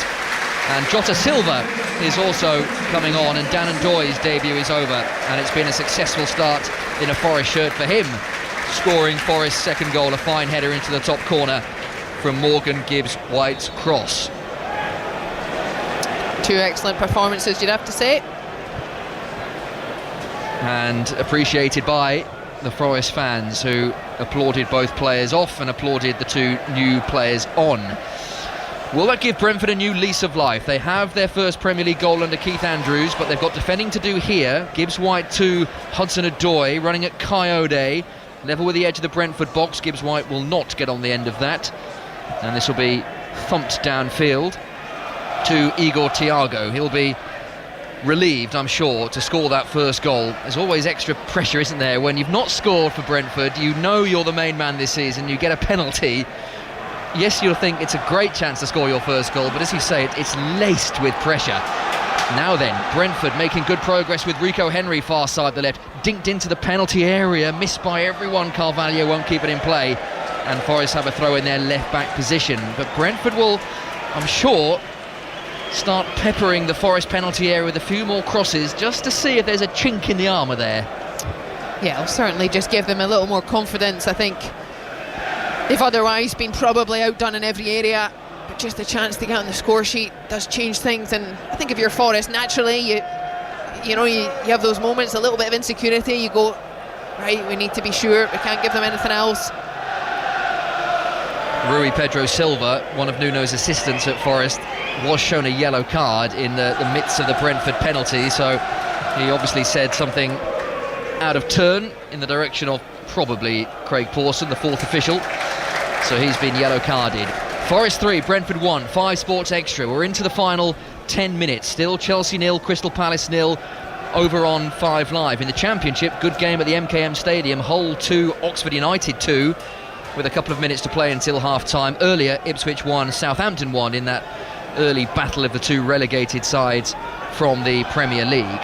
Murillo heads away and then was clattered by Igor Thiago, and Forest have this free kick deep inside their own half, and they will be in keep ball mode, I'm sure, because at 3-1 they're still very much in control, but at 3-2, if Brentford could get one back, then we'll be in for a very nervy few minutes. But for that to happen, imperative that Brentford get that second goal as soon as possible.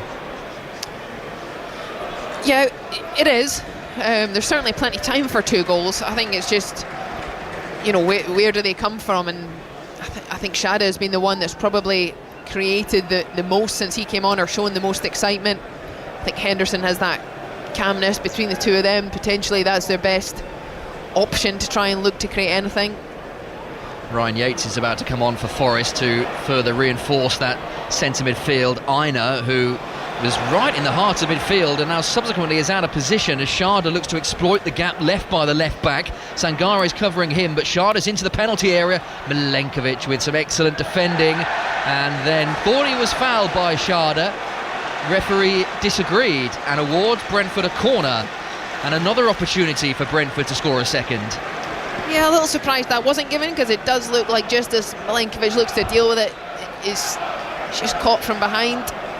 But once again, this was how Brentford's first goal came about. Corner taken short, lifted into the penalty area. There were plenty of Forest shirts there. Sharda intercepts, clearance only as far as Yarmul looking on the edge of the Forest penalty area. There are red shirts everywhere. Ball into the back post. Collins was shunted out of the way unceremoniously, and they were half-hearted appeals for a penalty which the referee waved away. Elliot Anderson's down on the floor, but Forest didn't stop the game. I'm sure Ryan Yates will come on for Elliot Anderson, and perhaps that change will be made now. And Brentford are just asking the question about that potential penalty. VAR, as always, will be looking at this in the background as we wait for a replay, and we wait for this Forest change to be made.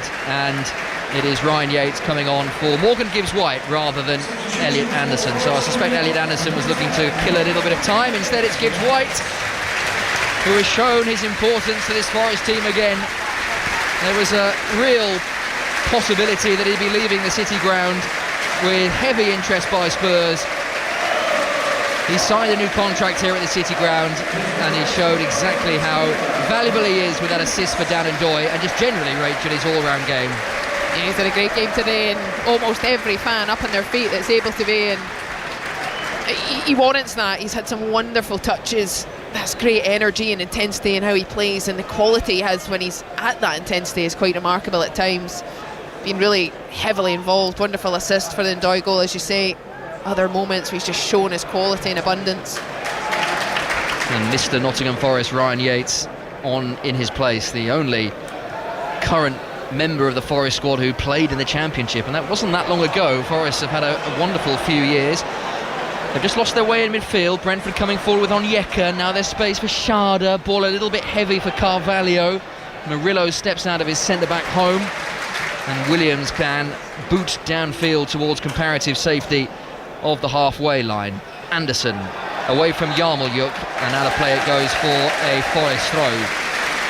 It's a good double act, isn't it? Anderson and Morgan Gibbs-White. Forest 3, Brentford 1. Yeah, you can see now that the two of them, Anderson and Gibbs-White, have played together for that little bit of extra time now. They have a wonderful understanding. Really dominated the midfield for large spells today. Forest have conceded possession far side the right, so Brentford have this throw in their left back position, and Brentford running out of time if they are to find a second goal to really put the pressure on this Nottingham Forest back line. And with 5 minutes, just under that, 4 and a bit minutes of normal time to play, you fancy Forest have enough to see this through. Brentford, who do have Dango Ouattara to add to this team, £42 million signing from Bournemouth. Aaron Hickey is about to enter the field, and he's another player like Rico Henry, who has struggled with injuries. His last appearance for Brentford came way back in October 2023. He's had 2 hamstring surgeries since, so it's very good to see him back, and he will be playing the final few moments of this game at the City Ground. Crowd a little hushed as they wait to see how the final few minutes of this game unfolds. Murillo downfield, awkward header by Jota Silva. Henry clears with Ryan Yates very close to him. Aina's ball into the box. Igor Jesus wasn't far away from that. Just evades the Brazilian striker, and Kelleher can find Jordan Henderson, the 2 former Liverpool players. Yarmuluk offers support. He sets off in field, then turns. A ball with his right foot to Carvalho, the blue base layer to match his blue shirt on what is a very warm day. But there are a couple of players in base layers. Vandenberg likewise feeds it down the inside left channel. Opportunity for Henry to cross. Way too much on that. A tired cross from Rico Henry, who hasn't played too many 90 minutes in the last 2 years. And indeed, that is his last action of the game, because he is coming off. Aaron Hickey's coming on. He's put in a shift, has Rico Henry. He's been up and down that left wing, left back position. But his game is over now, and on comes Aaron Hickey. Yeah, he's been solid, and he'll feel frustrated, because as a defensive player, to concede 3 goals, you always take that to heart, as you'd imagine, and he's not really been at fault for any of them. He's had a good game. That last cross, not his best moment, but otherwise very solid. Hickey, though, for me, really great to see him back. A really tough time for him. A player that's so athletic, sometimes that predisposes you to these types of muscular injuries. Really hard time for him, but good to see him back up to speed and able to be back on the pitch. And only 23, so plenty of years ahead of him. Everyone hopes he can stay injury free. Brentford are still giving this a go with Sharda far side the left, very close to the touchline. He escapes that congested area of the field, and here is Hickey. Nice touch away from Sangare, and then from Aina. He was clearly fouled, and the referee does give the free kick after a brief hesitation to see if any advantage was forthcoming, and it wasn't. So this is a Brentford free kick in a position of promise. It's a good 35-40 yards out, and just to the left of centre, but with Henderson's set piece quality, this represents another opportunity for Brentford. Crowd are just a little bit hushed. I think they sense that this is a big moment in this game. Fancy there'll be a fair whack of stoppage time. There haven't been too many big stoppages, but with a plethora of substitutions, 4 or 5 minutes you'd think. Henderson's ball into the box is headed away by Igor Jesus, and then Jota Silva dangles a right leg at it. Coyote's underneath a dropping ball. Head tennis breaks out. Milenkovic heads clear. The ball rather hits Hickey. Yates puts his foot on it. Hudson-Odoi drifts away from Hickey on that far side, the Forest right, and he's hurtling towards the edge of the Brentford penalty area. Hickey brings him down, and he gets a yellow card for his troubles. No appearance in almost 2 years, and he gets his first yellow card within 2 minutes of his first appearance. Yeah, need 2 or 3 shots at that. Yeah. Trying to foul Hudson-Odoi, or trying to almost foul him and get away with it in the end. The cynical one takes him down. Yes, there was no doubt about that. He did have several bites of the cherry. Wry smile on his face. We're into the final minute. We've got 20 seconds of normal time to play. Forest 3, Brentford 1. Forest 3 goals in the first half. Brentford with that eager Thiago penalty in the second, but they've not put enough pressure, enough prolonged pressure on Matsel's goal. Anderson, Aina, far side the right for Forest, keeping control possession. Hudson-Odoi, Aina away from Hickey, very close to the corner flag. Yarmuluk comes away to try and retrieve possession. 5 minutes of added on time, and we are into those 5 minutes now. On 5 Live it remains Chelsea 0, Crystal Palace 0. Manchester United Arsenal to come at 4:30. over on 5 Live. In the Championship, Hull 2, Oxford United 2 is a half-time score. Can Brentford score twice in the final 5 minutes? And on the evidence of what we've seen so far, that appears unlikely. Henderson sitting very deep, but Brentford are going forward at walking pace here.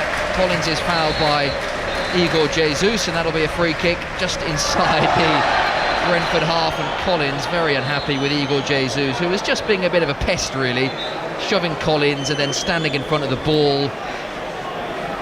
Collins had enough of that and shoved him to the floor. No yellow card, but this Brentford free kick.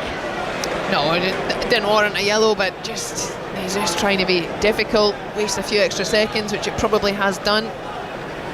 Kelleher goes long with his right boot towards the edge of the Forest penalty area. Yates rises. Yates wins the header. Henderson back into the box. Aina jumps and wins the header and wins the free kick as well. Sharda was a little bit late with his jump. Aina hits the deck. Forest have this free kick, and they've already negotiated a minute and a half. 3.5 minutes to play, and it looks increasingly likely now that Forest will start the season with a very good win and a very good 3 points. Indeed it does. Just there though, you know that Aina's only really able to sort of guide a header clear. You're likely going to get the second phase. Shada just with a bit of a lazy sort of jump alongside him, fouls him. It just takes the pressure off her so easily, so unnecessarily, and Brentford, this hasn't been probably the performance they would have wanted in many areas, which will disappoint Keith Andrews probably more than the result will. That said, there are positives I think to take. The goal for Thiago, certainly one of them. The fact that they've got a few more players expected to come in and help bolster the squad, a few players back from injury, so you know there's a lot of games and minutes still to be played, but Forest certainly today have been the better team and will deserve the 3 points should this be how it finishes. Yeah, it will be an important few weeks for Brentford in the transfer window as Keith Andrews looks to rebuild a squad that we know has been decimated. Yates wins good possession in the centre of the Forest half, heading towards the edge of the Brentford box onto his right foot. The layoff to Jota Silva, the cross towards Nico Williams, the unconvincing header from Frank Onyeka, just about got that clear, and then a very loose touch by Yarmoliuk. Murillo steps out of defence, fouled by Henderson, and that elicits almost the loudest cheer of the afternoon, because Forest fans know that the job is very nearly done. Some more assured defending by Murillo, waves his arms to the crowd, and Forest are under 2 minutes away from their first victory of the season. You'll never beat Murillo is the chant, and based on what we've seen last season, and indeed 93 minutes of this season, that rings very, very true. Hudson-Odoi, walking pace now for Forest. Oh, the flicky flack. The tricks are coming out now, and you can't really blame Forest given the state of the game. It's a feeling they won't be used to, winning their opening game of a season. They've not done it in any of the last 7 seasons. Their last victory on the opening day of the season came 7 seasons ago, and that was against Millwall in the Championship. Conversely, Brentford are used to winning their opening game of a Premier League season, but not this time. Anderson in the bright Nottingham sunshine to Jota Silva, whose touch is excellent, long hair bobbing behind him. Perennial substitution last year, and that's how he started this season. Wins the free kick from a frustrated Onyeka, and we have got under a minute to play, and Forest will be winning this game by 3-1. They have a start to the season that Nuno will be targeting as a decent few games to pick up points, with Palace to come away from home, then West Ham at home, Arsenal away won't be easy, Burnley away, Sunderland at home, Newcastle away, and that is a run that Nuno will certainly look at and think we can make a good start to the season, and then the Europa League will kick in and all the excitement that will come with that, and you can bet this place will be rocking for that. Foul by Onyeka on Yates in the centre of the Brentford half, and with 10 seconds to play, you fancy this will be the final act of what has been a very impressive Nottingham Forest showing.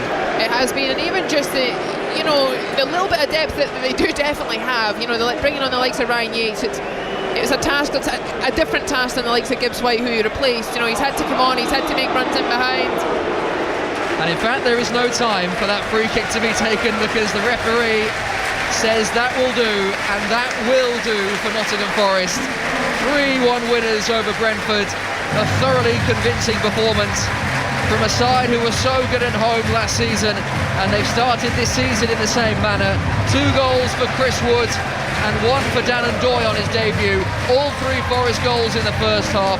Brentford were better in the second half, found a way back into it late with Igor Thiago's penalty, but in truth never really did enough to get back into the game. And Keith Andrews has a lot of work ahead with this Brentford side that look like they will take time to get used to life post Frank of Burmo, Visser, Flecken, Norgard and co.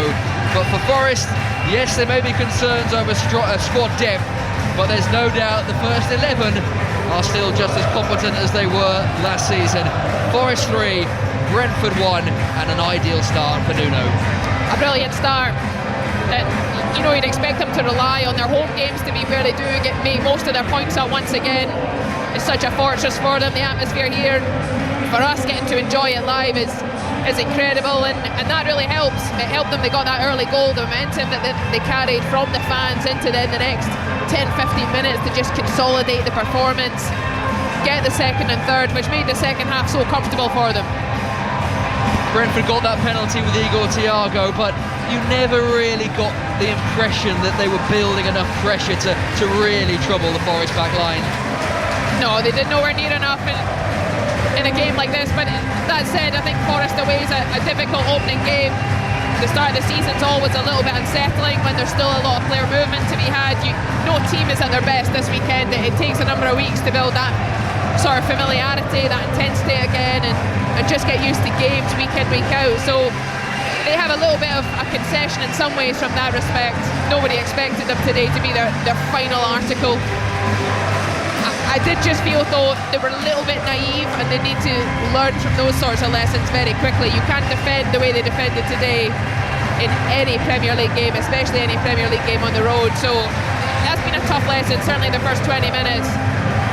But they have the opportunity to learn, and it's up to them how many lessons they want to take and how quickly they want to learn from them. And I still think there was positives, but it wasn't a performance for me that was anywhere near good enough in a number of areas. Well, there will be an acceptance, I'm sure, from the Brentford faithful that this season might take a little bit of time to get going, given the seismic changes, and that's been reflected in the number of Brentford fans that have stayed behind in the Bridgeford stand to applaud not only Keith Andrews but the players as well. They appreciate that the effort is there, but there may well be a little bit of time, understandably, to paper over or at least fill in the gaps left by such important players and manager. Absolutely, and I think that is important to know and to point out, because you've got to allow time. So it's absolutely okay to say that today we weren't good enough defending our penalty box, we weren't good enough in possession, we didn't create enough opportunities, we didn't ask enough questions of the other team. But give us the time to do that, and I do hope that Keith Andrews does get that time. A lot of people speak extremely highly of him. He is a manner that I think a lot of players really warm to, and they want to work hard for him, and that's something that will go a long way. And a final word for Forest, who have started the season in brilliant fashion. It'll be fascinating to see how they balance European football with Premier League football and the League Cup and the FA Cup. Yes, Nuno wants more players, but on the evidence of this, it's business as usual, isn't it? The team that was so good last season, the majority of them have played again today. Only Dan Ndoye replacing Elanga. He's got his goal. There's a lot to look forward to if you're a Forest persuasion. Certainly is, and I think just the consistency from last season today definitely benefited them enormously. But defensively, they just look so solid, which is such a great foundation to then allow the players in that final third to just feel like they can play with the freedom that we saw in abundance. Really, I thought Gibbs, White and Anderson were excellent. Hudson-Odoi carries a threat. It was great to see Ndoye have a very good 60 minutes in his opening Premier League game. So they definitely are a team that look like they want to continue where they left off, and for Forest fans, as you say, very, very promising so far. Rachel, thank you. Enjoyed it as always. We'll let you go and enjoy the rest of your birthday. And look forward to working with you again soon. 3-1 Forest is finished here. Chelsea 0, Crystal Palace 0, goalless at Stamford Bridge in the other 2 o'clock game. 5 Live now for Manchester United against Arsenal that gets going at 4:30. In the Championship, Ipswich 1, Southampton 1 earlier. Hull 2, Oxford United 2 is a half-time score. Here on 5 Sports Extra, we are going from the City Ground to Old Trafford, cricket Old Trafford, where we can join coverage of Manchester Originals against Northern Superchargers in the men's 100 in the company of Samit Patel, Lydia Greenway, Nikesh Regani and Scott Reed. Just tightened up his line of fraction, trying to bowl